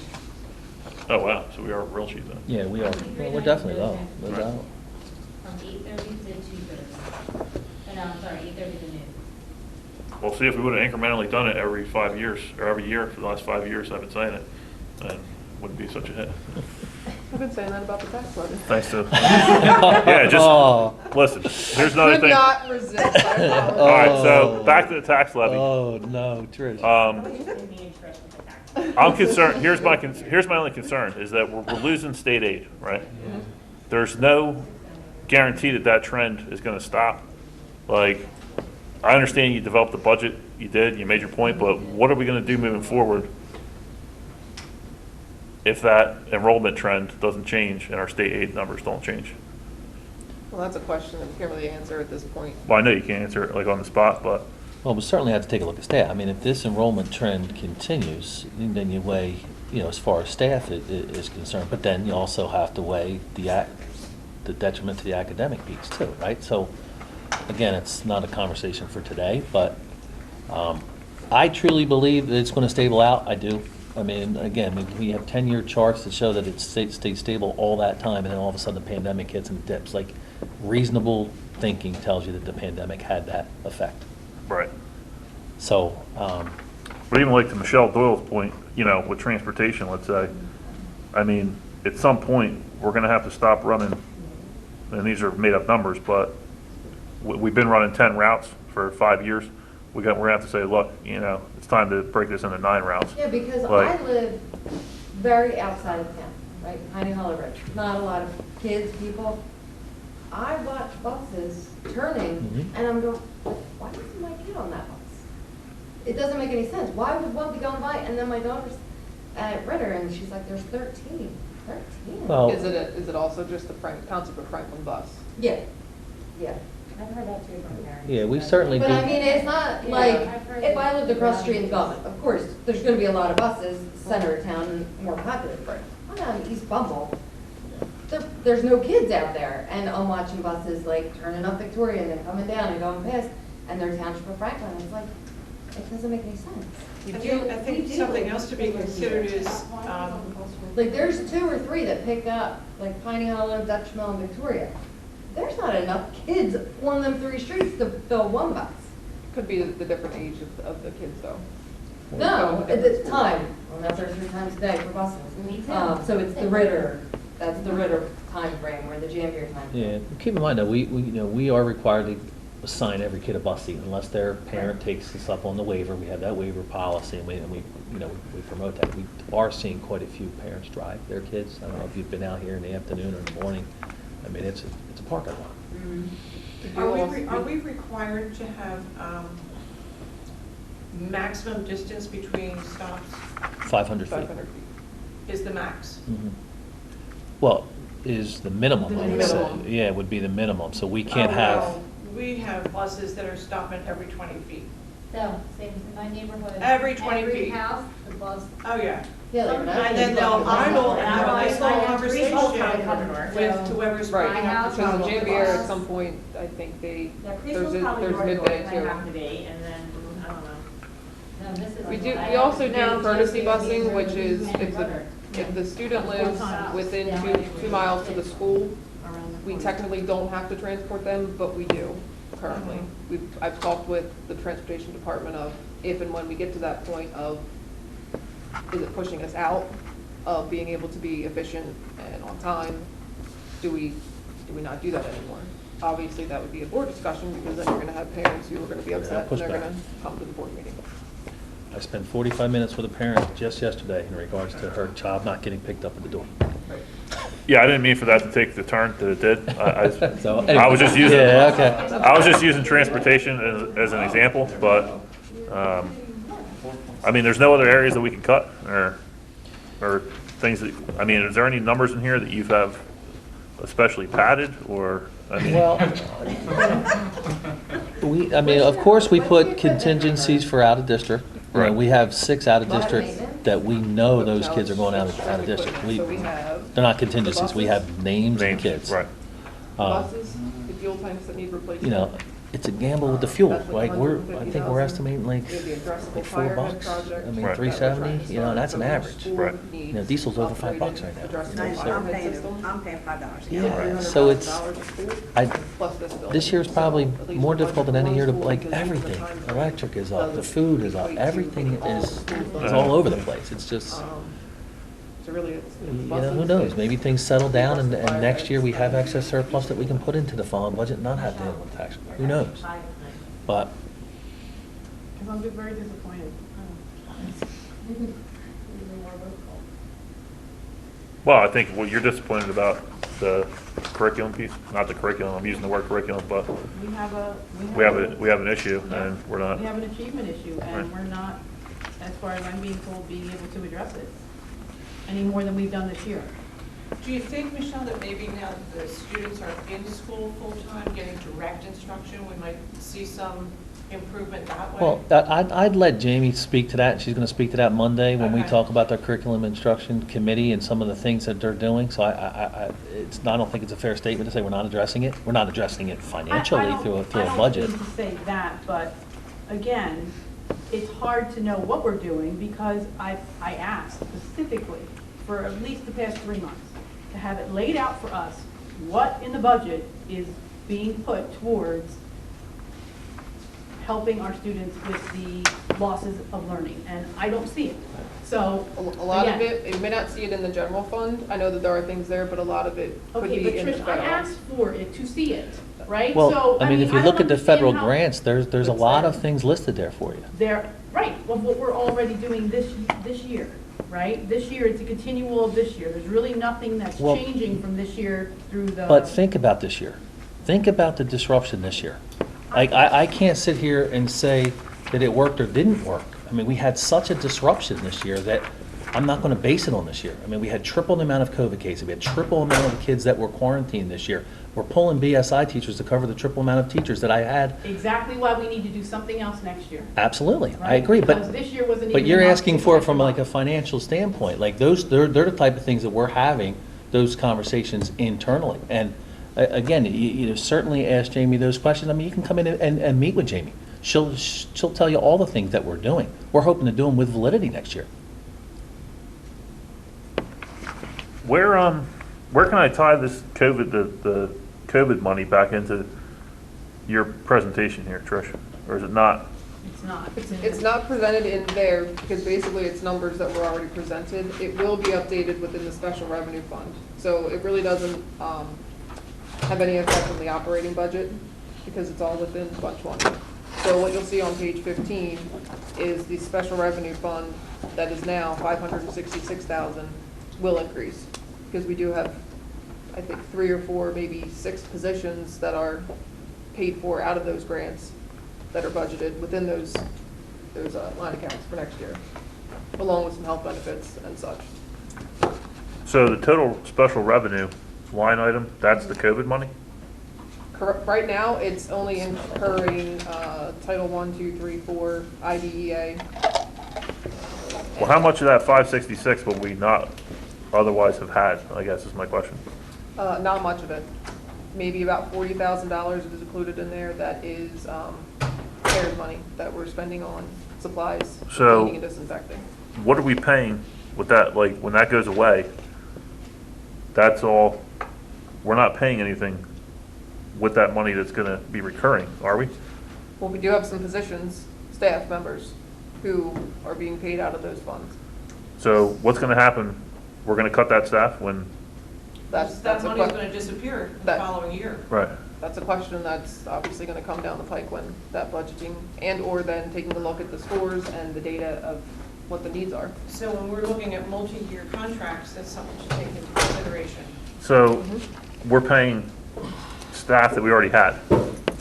Some of them are new, some of them, some of them are new, some of them have been here and transferred positions. So when I take the 566, how does that reconcile with the 510 that you have listed? It's not inclusive. So, There's roughly 500 and some thousand salaries that are covered by grant money, above and beyond. The general. Some inclusive of the 566 and up beyond that. so I guess my point being, if the increases were 500, you got 500 in grant money, that should reconcile it to zero. No, because those positions and salaries are covered. Yeah, but they're covered in positions, salaries, they're so yes, salaries they and did positions that we increase. already had. Yes and no. It's comparing it to the current budget. So the current budget does have those positions in it. So looking forward to any type of raise or increase in their salary has been taken into consideration through the grant money. But yeah, but that's money that we would have already had budgeted previously before we had the grant. That's what I'm saying. You're saying our overall increase on salaries is 500,000, just in general, because that's Correct. what our negotiated agreements are. Correct. We're using 566,000 minus your 40, so we'll say 500,000 to pay salaries that. Not all of that though. Like I said, there's difference. Well, that's what I'm asking. Like, So within that 566, there's only about 170 from Title I salaries that is being budgeted for in the 22-23 budget. Like I said, I did not finish the special revenue fund to include the additional staffing, but there's roughly $400,000 of staff being paid out of grant funds. staff that we already had. Comparative, yes. That was paid in 2021 out of the budget. 21, No, 22. no, because we have the coaching positions that were. They're new this year. Right, right, so I don't know if that was answering that- the question or not. We have, what, 3 additional coaching positions, a BSI position? Instructional coaches. Yeah, they're new for, Trish, but they're getting written off by the grant. Right. That's a full employee, that's not, a coach is a full-time employee. Oh, yeah, Yeah. 3 of them. So we have 3 new people that we didn't have before that we're paying with grant money. 3 new positions, right. 3 new positions. Right, the people are the same. Right. So essentially, if we, aside from the grant money, if that grant money wasn't there, which is not gonna be there, we're looking at another Yeah. $400,000 increase in our salaries. Yes. Correct, and that's, well, you know, we know that moving forward, we know that grant money's not gonna be there to support those coaching positions. We're well aware of that. You know, eyes wide open on that, but we're trying to provide some sustained coaching for the teachers that we have now. And the coaches are well aware of it. We advertised that when we were hiring them, like, hey, listen, this is a. So grant basically, funded you hired them as a temporary position. Well, you know, hopefully, we could be able to, but not hitting with a state aid hit like this. Well, you know, more than Right. likely, they're gonna end up back in the classroom at some point, and then we'll have to, you know, either not hire a position and somebody leaves that they can fill that, or even RIF. When you at say that point. end up back in the classroom, these are new people, right? They're not new people, they're new positions. So what occurred, we had staff members that applied for the coaching positions. Okay. And we pulled them from the classroom, now they're instructional coaches, and we hired. Oh, so we had to fill hire that- to yes, backfill their yes, position? yes. Right. Gotcha. So how many of those coaches do we have? Total, we have, what, 6? 7. We have 2 ELA, 2 math, a special ed coach, a tech coach, so that's 6, right? So 6. Where'd Michelle go? She needs to hear that. Just, Right. Trish, And that's I all, don't and know if that's she all, understands no, that. in that federal, in that federal sheet that Trish put together, and gave it to you guys with the weekly update, the colorful one that shows. No, yeah, I know, yeah. Yeah. So Yeah, I know that- it's in that's there, all yeah. listed in there. No, So I understand. That's there. I didn't realize, I guess, that, well, I thought we were paying staff that we already had with that money. It wasn't an even to even. No. We had to, like you said, increase. Right. So the coaches had been classroom teachers, Mm-hmm. and we moved them into coaching positions, so they're probably higher on the salary guide Mhm. than the classroom teachers that were hired to replace them. Absolutely. Okay. Yeah, yeah. So those coaches, if we needed to, could go back into the classroom. Once the grant money is Mhm. exhausted, I think it's 2024, if I'm correct. Some of them are. At that point, we're gonna have to look at it, sure. Uh-huh. Mhm. Well, you'll be retired by that point, so. I What love do it. you got, like Listen, another year? I love debating with you. Like, why would I want to leave? You're gonna have to come back just to do that. Public comment. Oh, Mr. Walton, you're here again. Okay. Jonathan, any other question? Yeah, so on page 14, it shows a $1.3 million increase in the total budget, but then on page 11, it shows a $1.5 million increase in our summary of our high-ticket items. So our small value items actually decreased $200,000? Some of them did, like you'll see in the curriculum, I know we didn't spend, I don't have that number off the top of my head of what we did spend last year versus what's budgeted this year. So we decreased our curriculum dollars this year? Well, we wrote them off to the grant, right? Yeah. So, Wrote 'em off to the grant. Yeah, so they're not so listed they're within just the not general within the fund. general fund, Yes. right? So Okay. they're still there, we just paid for them in a different avenue. Okay, so you have equipment, the 1.2 here in the general, but aren't we're getting, Right, so that's Something considered the from general PPE. fund as it's being offset with the use of reserve money. But it's still calculated within that 25 million in the general fund. okay, so then that can't be reduced because, well, the tax levy's not gonna be affecting that, is what you're saying, because we're using reserves for that equipment? Correct. Correct. And then we have the PPE grant coming out. Okay. Michelle, while you stepped out, we were talking about these instructional coaches that we've added. Yeah. Those are in addition to staff that we already had. So kind of related to your point of learning loss and so on and so forth. I mean, that's one thing. Yeah, but how much do the instructional coaches interact with students? Well, I don't know. Troy would have to answer that, but. Well, that instructional coaches right now are more instructional coaches for teachers. They are. Well, I mean, the goal of having the coaches is to increase Yeah, the capacity of teachers, right? So that's. which in turn should increase the capacity of the students. Yeah, in theory. Right, and we've had an RTI grant in here for 3 years, we have another one, like, we've had a lot of things that have been brought in, and we still see, and granted, COVID happened, but we've had a lot of things brought into the district. Well, the conversation was around these coaches is that once the grant money runs out, we're not gonna be able to afford to have them. At least not, based on what we're working with now. But Well, and honestly, we don't even know if they're effective. Is there a way That's to? what I'm hearing. Yeah, I totally agree with that. I mean, I worked as a coach. I don't know how your district, or how this district quantifies that. Like, what performance data do you have on how that teacher's instructional methods have improved? Well, I mean, we're looking at it obviously through student performance, right?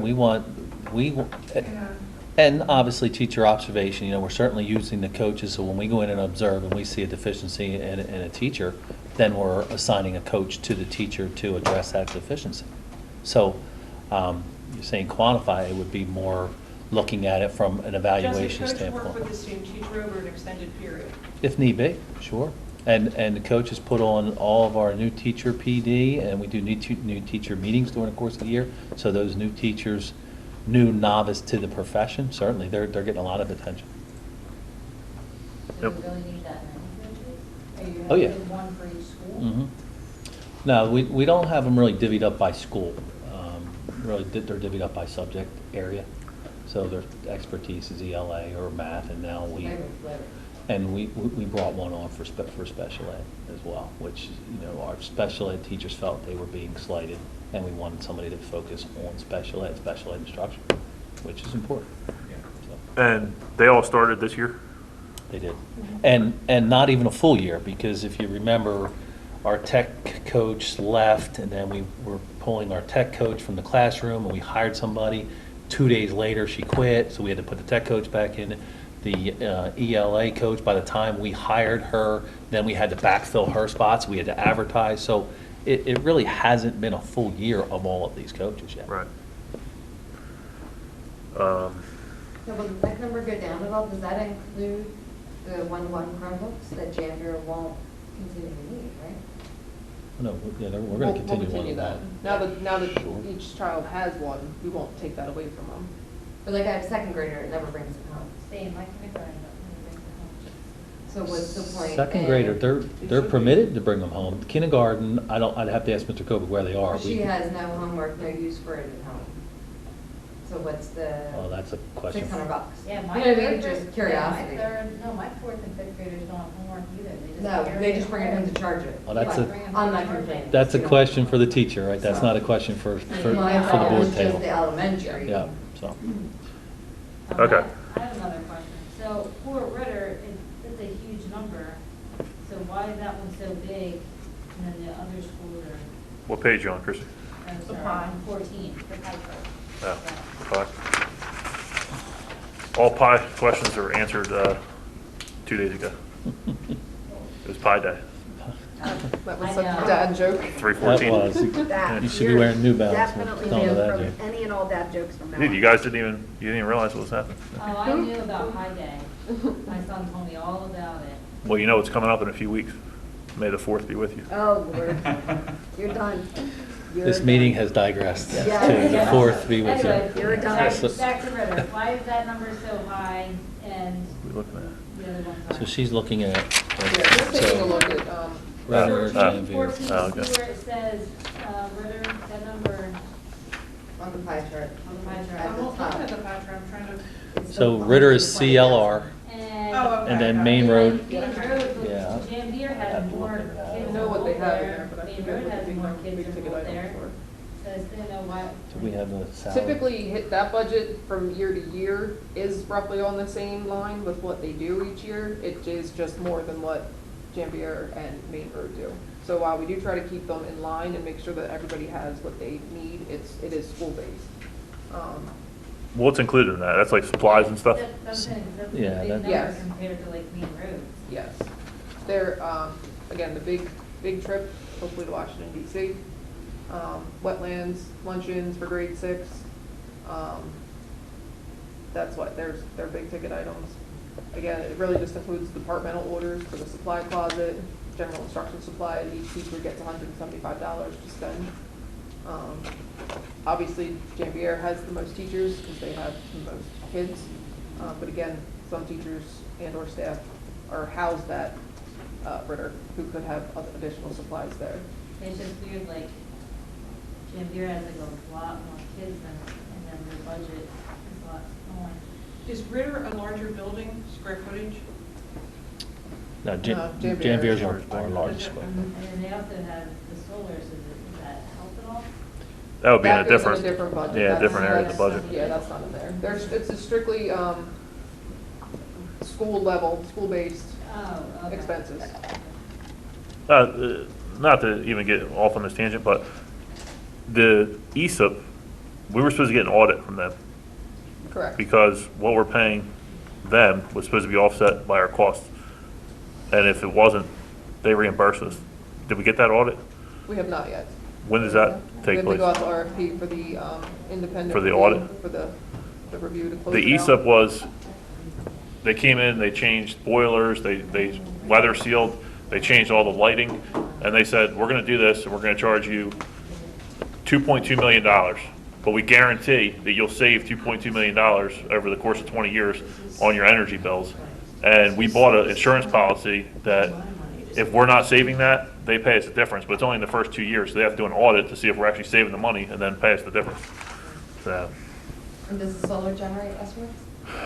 not for We us. don't yeah. receive them. Yeah, not Because it's a much. power purchasing agreement, so basically So they they get the answer. Correct.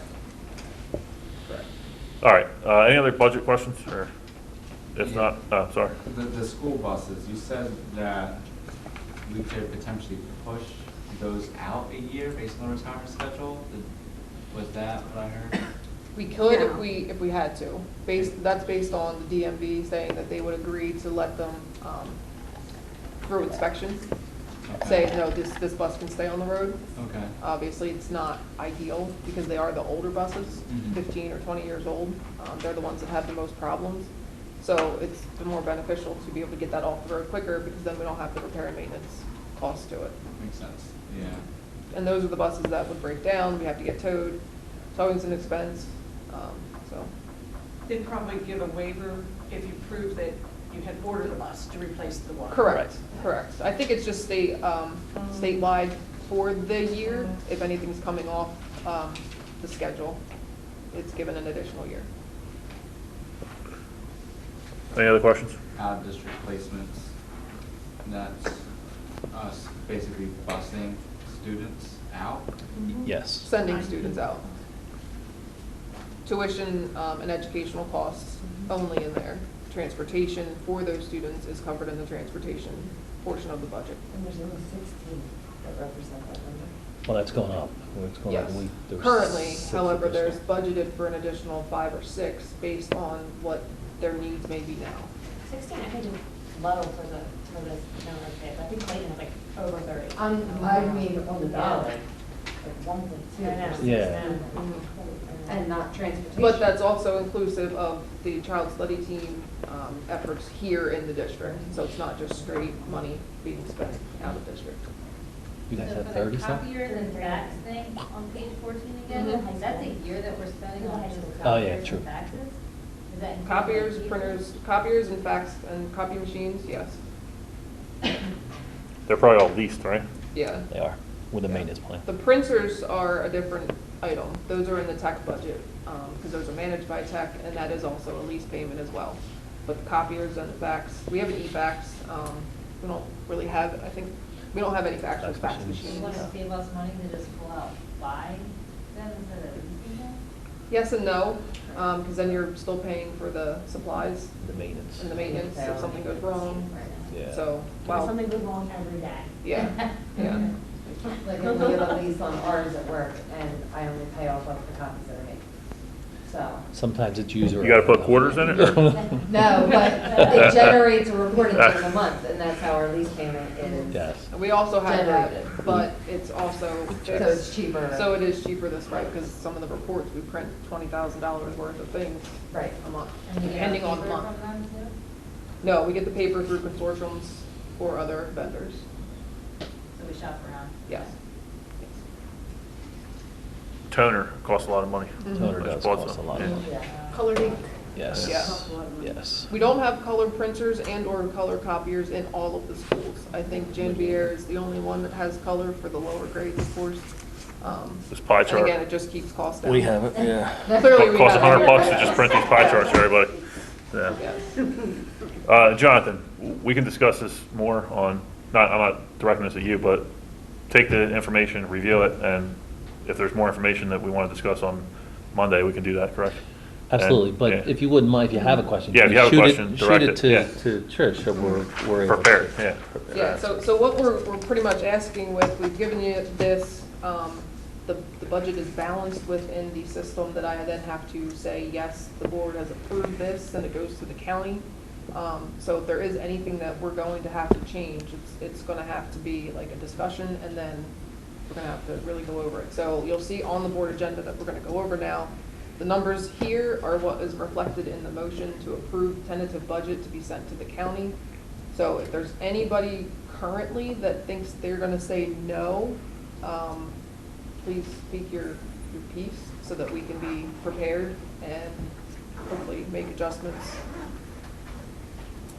I think I'm gonna vote no, just on principle, but, I think everybody else will probably vote yes. Well, I would probably vote no at this point, but I definitely want to take a deeper dive. Yeah, it's a little premature. I mean, honestly, I know I'm gonna be having some in-depth conversations about it too, so I can't answer that at this time, I don't know. I mean, going through, making adjustments, we're looking at buses are a possibility, if we don't want to buy buses, right? You gave us your position on staff, and I wouldn't argue with you on that. And we could play around with revenue reserves, correct? So really, those are only, is there any other options between what I just said? The maintenance reserve to- is maxed based on Right. the maintenance budget that's input. Capital reserve, unless it's used for a bigger asset. Right. I would argue that that's maxed, given the presented budget. Okay. So if we wanted to reduce the amount of the tax levy, the only area that we're really looking at that we have options with is increasing the tuition for the preschool, which is going to be insignificant, and buses. Is there anything else? No, That like I'm you said, missing? it's a maintenance budget, Right, so right. anything that we remove that's of the quantity I mean, and the the- dollar amount. The only other way to adjust it is for you to adjust the individual items, which I'm sure you're not willing to do, based on the historical patterns, and I'm assuming the numbers that you put in are the numbers that you're comfortable with. Correct. Right. So,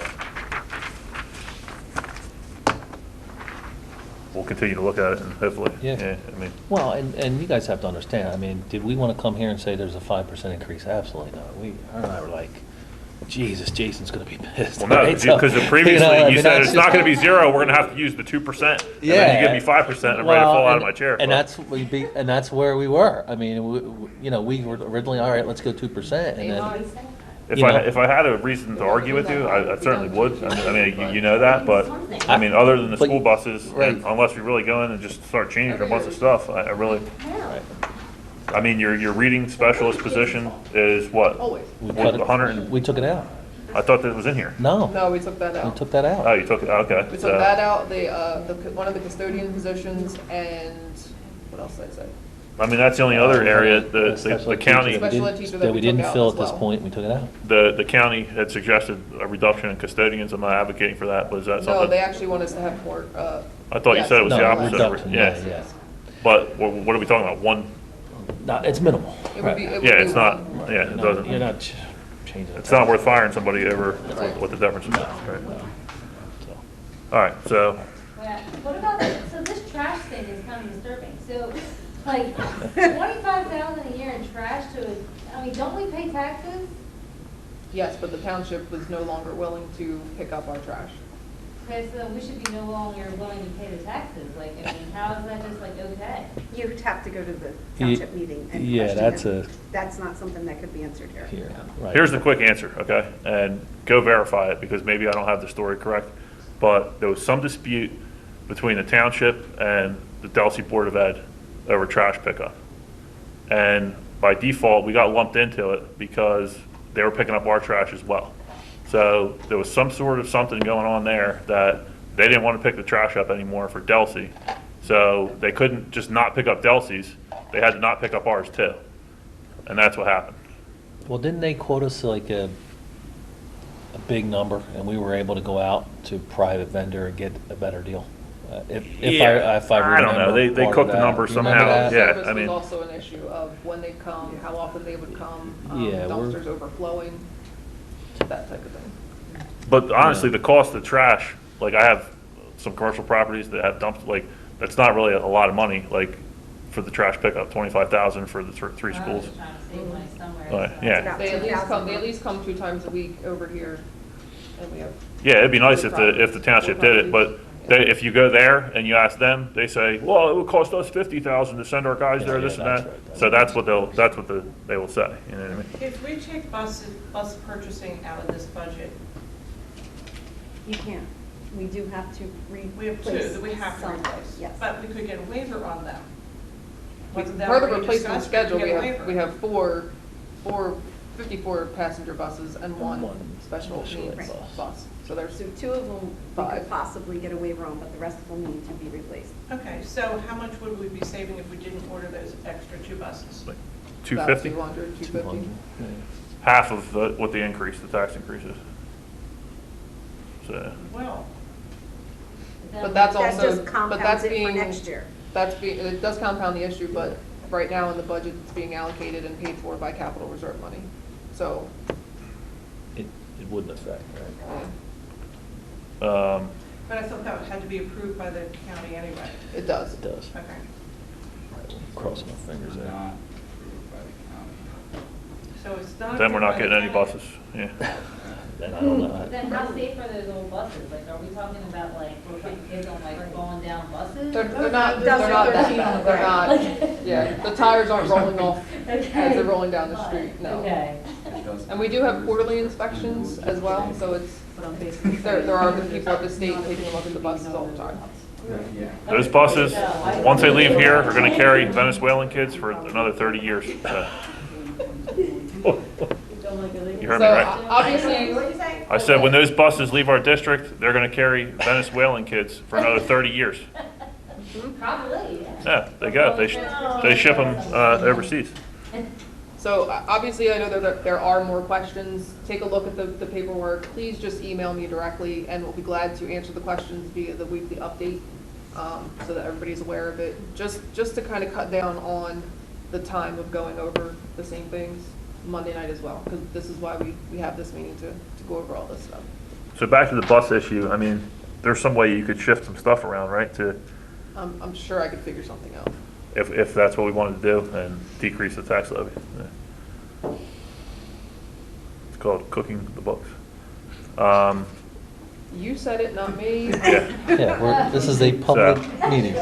nobody watches this. Yeah. Can Yeah. we edit that, please? Nope. That's a accepted accounting principle. The I terminology. didn't read that in my audit report at all. Yeah.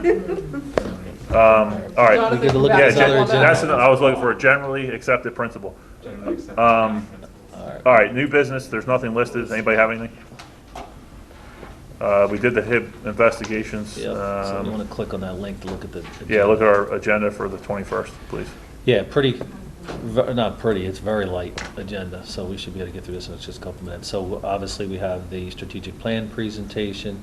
That's going to be the presentation of the evening. How long is that going to take, Troy, do you know? 2 hours. Bill likes to talk, I'm not going to sugarcoat Right. it, you know. I'm so- kind of not sarcastic with my 2 hours. Really? No, Okay. it's going to be probably 45 minutes to an hour, All right. I bet. Are 45 they- minutes. They're physically coming, or is it gonna be? Bill is physically coming, Stacy cannot make it, Okay. so. Let's go, public comment, reports, you guys have your stuff. We have a motion to approve the strategic plan. I will get the plan and attach it right there under F for you to, if that's not there by Friday, as soon as Bill gets it to me, I'll have Sissy add it to this. HR, okay, so nothing 1, 2, and 3. We have resignations under G4. Kathy Nee Warner's retiring after 28 years, so, make sure on Monday you give Yeah, her a recognize shout her, out. Sarah resigned, and Yeah, she was in here too long, huh? she was not, and I can tell you went to a neighboring district and got a raise. And Tara Bell resigned today. We'll leave it at that. Just to, let me piggyback off of the resignations. There were 2 resignations that we've gotten so far, Mrs. Neilweiner as well as Mrs. Kathleen Rosa. Retirements. Retirements, yes, sorry. And those salaries in the budget have been adjusted to be lesser. Obviously, these women are at the top of the guide, so that was also taken into Accounted for. consideration. So it's already in there. Already, Correct. the breakage is already there. We can't count on changing it. Correct. No, that's how, that we need to fine tune it. 5, we have maternity and an FMLA. 6, picked up a couple of substitutes, long-term sub covering for Sarah, who resigned while we advertise. 7, we have, this is, Ken Dilks is our new music teacher over at the Jan Beer School, so he'll be doing the concerts. 8 and 9 are empty. We didn't have policy this month, but they're a second reading from last month. 12, school calendar. So we have the school calendar in place for next year. This matches Delsey's calendar. 100%? With the exception. 99%? 99.9. There's a couple of half days, or a few half days, Okay. but all full days match, Thank you. including We have a full day in service in January and May, and Anthony, the new curriculum person at Delsey, and Jamie are putting together some articulation ideas. So, Thank you. now, one thing about the calendar, I do want to point out. So Senate Bill, and I'm going to get this right, S464 has gotten full Senate support, which would allow us to switch to remote learning in the case of inclement weather. It's in the Assembly now. I hear it's got steam. So I did put the caveat at the bottom here that states, I listed snow makeup days as we do in the past, but I put a caveat sentence that says, hey, if this law goes into play and we're allowed to do it, we're going to use those remote days so we can keep our calendar intact. Keep your vacations Right. and days off. Is the board comfortable with that? You know, I think, we. Virtual snow days? Yes, absolutely. Rather than adjusting the, rather Is it than. worth it to take a survey of parents and staff and see what they prefer? Because really, they're the ones that are impacted. Yeah, I mean, we can do that. Because I But- think it's in our best interest to go with the majority on that question. Well, let's let the law get in place Yeah. first. Like, let's make sure if the option is there, then maybe that's the beginning of the year, that's a September, October, as we're on the eve of snow, winter, then we throw a survey out to the parents, sure. What's your opinion on it? I'm just curious. No. Okay. What's the other Michelle's opinion? No. Yeah, okay, that's what I thought, just gauging the room. Snow days should be fun. They should be fun. They can still be fun, Not right? when they're sitting inside watching the snow outside. Alicia's for it, she hates fun. I like raising taxes and I make fun of parents. That's basically what Jason said to me tonight. Actually, I do have a question about virtual. So if we could do it for a snow day, what about if like a kid is like legit sick but can't come to school? Are they gonna, That'd be like a can Now, of worms, yeah. Yeah, right now, we're doing it COVID-related only, but the issue is that then there wouldn't be any drive to come to school. You'd have parents saying, my kid's sick every single day, or parents really fibbing to you and telling you that the kid's sick, or they're at Disneyland and they're telling you your kid's sick and they're doing a live stream it, so. I was gonna try that one just for the record. You were? Just for the record. Well, we would've caught you. But like the snow days, my family had a vacation scheduled for, and then it came off because of snow days. Right. We went anyway, but. So that's the give and take, right? So, Teacher would be like, why you have your sick kid in the hotel room? Like, that's You weird. know, For quarantine. Yeah, quarantine. so. Independently in Florida. All right, so that's HR. Any questions on HR? Comments, problems, issues? Education, again, real light. We do have, Ted is going to have his service learning luncheon at Starcross Fire Hall for nurses, helpers, safeties, those students. 2 was nothing. 3, there was a couple of out-of-district workshops, conference there for Sharon to go to the transportation one. 4, this is a ratifying affirm. We had a bus driver training under 4 that was held last week. Defensive driving, create a smooth ride. And we had state officials here all day. It's good. That's it for education, so there's only a couple items there. Yeah, what, All of the bus drivers have to take that? Yeah, they all came, well, No, not all. not all of them, because there were some that actually that didn't coincide with their schedule for whatever reason. They've already had their And they- 3 yeah. mandated, contractually obligated PD days. So now, any day that's considered a PD or a workshop is voluntary, but then they still get their rate per contract. the field trips, what is that? That's just a luncheon right here at the Starcross Fire Hall. I mean, it's not a quote-unquote field trip, so each year they'll take the safeties, the nurses, helpers, the student okay. council, those kids, and that's like really a motivation, Oh, cool. celebration kind of luncheon for them. Who caters that? The guys there, or whoever they get? I don't remember. Well, I don't know. Yeah. Ted Cook. John cooks hot dogs. Yeah. Yeah, John. He Yeah. does, Hot probably. dog. Probably does. That's nice that they do that. Yeah. General admin, just all normal, regular stuff. We'll affirm the HIB, and the COVID numbers are there. So that's all just regular stuff. So back to the it has a admission. The kids pay that, or we pay that? The kids pay 17 95 and No. the rest we cover? No, No, we pay that, no, right? we, Okay. no, we put, yeah, Okay. we take care of the whole thing. Oh, okay, good. Yeah. Sorry. No problem. Operations. Claims, bill list, and payroll. There may be another bill list to come, but again, if there is one, that would be highlighted in yellow. 2, 3, and 4 are for the month of January 2022, monthly transfer report, board secretary report, and treasurer report. Item 4 is the certification from the board. Item 5 is the cafeteria report from January. 6 is none. 7, we have 1 in-district homeless received from Washington Township. 8 is none. 9, we have 1 that relates to the student listed in number 7, and that is the cost that we would receive because we are transporting that student from Washington Township to Main Road. Can I ask, why is that? Homeless students?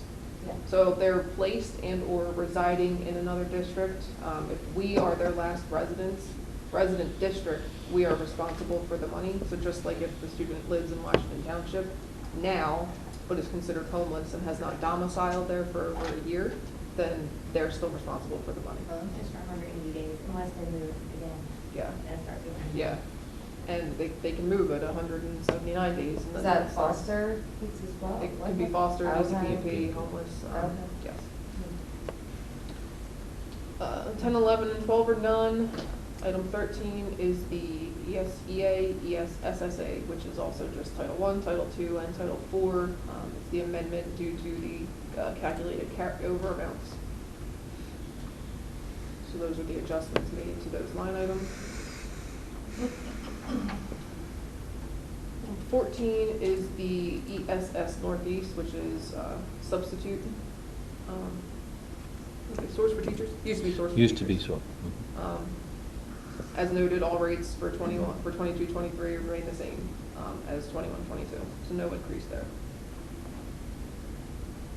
Item 15 is the tentative tuition rates that the district would be able to charge or would charge any student who is attending our school for any of those grades and or programs. That is subject to change if there is additional changes to the budget. That's where those numbers come from. So if the budget changes, then those numbers may change. 16 is the tuition contract with Newfield, and that lists the number of students within each grade, the cost. It should be noted that the cost for that we charge Newfield is simply a 4% increase off of the most recent certified tuition amount. So the most recent certified tuition amount is 2021 based on the audit. So we take 4% of those prices, and that's where we get the tuition rate for. Historically, that trend has been pretty close to good. It's just basically if there's a change in enrollment, that would affect the tuition reconciliation. Also, special education and the resource room also listed as the 2021 tuition reconciliation. Total amount $1.9 million. Item 17 is the acceptance of the state aid as listed. And then item 18 is the resolution for the tentative budget. This basically just approves that the board says I can send it to the county for review and or questioning, and then hopefully final approval. So again, should anything change within the budget, these numbers would reflect those changes. Trish, this is probably gonna be a stupid question, but why is our tuition rate different from those that we charge Newfield? Because our rates are calculated for the current budget in 22-23, so the expenses that are allocated to those line accounts within kindergarten, first grade, first and fifth grade, LLD, so how many teachers we have allocated to those line accounts, any aides that we may have allocated, supplies, that all goes into the calculation of how much it costs per student for those allocated costs. So it is different. And again, those are for the 22-23 costs, not based on 4% of the 2021 costs. Okay. Make sense? Yeah. Big discrepancy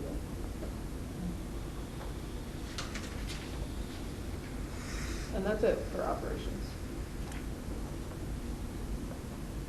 Anybody have any questions on any of that? Trish, there was that one individual that had reached out to me about their aid in lieu payment that I talked to you about. Mm-hmm. Did that make it to this bill list? Yes. Okay, thank you. And again, just to kind of follow up with the budget, so technically we have our meeting on Monday. The budget is due to the county on the 28th, so we will need to finalize what we're doing with the budget at Monday's meeting. Because they're, To Friday, the 25th, right? I thought it was Monday the Oh, was 28th. it? Yeah. So again, any questions, just please let me know. Okay. All right, gotta go back here. Go back to the other one. Second public comment. Make a motion, we open to the public. Do I have a second? Second. All in favor? Aye. Opposed, abstentions? Mr. Morris? Bill Morris, Oak Avenue. I am not a parent, I am not a grandparent, I am a senior citizen. I'm a taxpayer. I'm very disappointed in this budget that trying to help the students that fell behind in the pandemic, you are not trying to give them a thorough and effective education, and I think we're doing a disservice to them. Thank you. That's all I have to say. Sure. Any other public? Seeing none, I make a motion to close. Do I have a second? Second. All in favor? Opposed, abstentions? We have a meeting on the 21st, 7 p.m. at the all-purpose room, so we'll see you then. With that, I make a motion to adjourn, 8:57. Do I have a second? Second. All in favor? Opposed, abstentions? Thank you.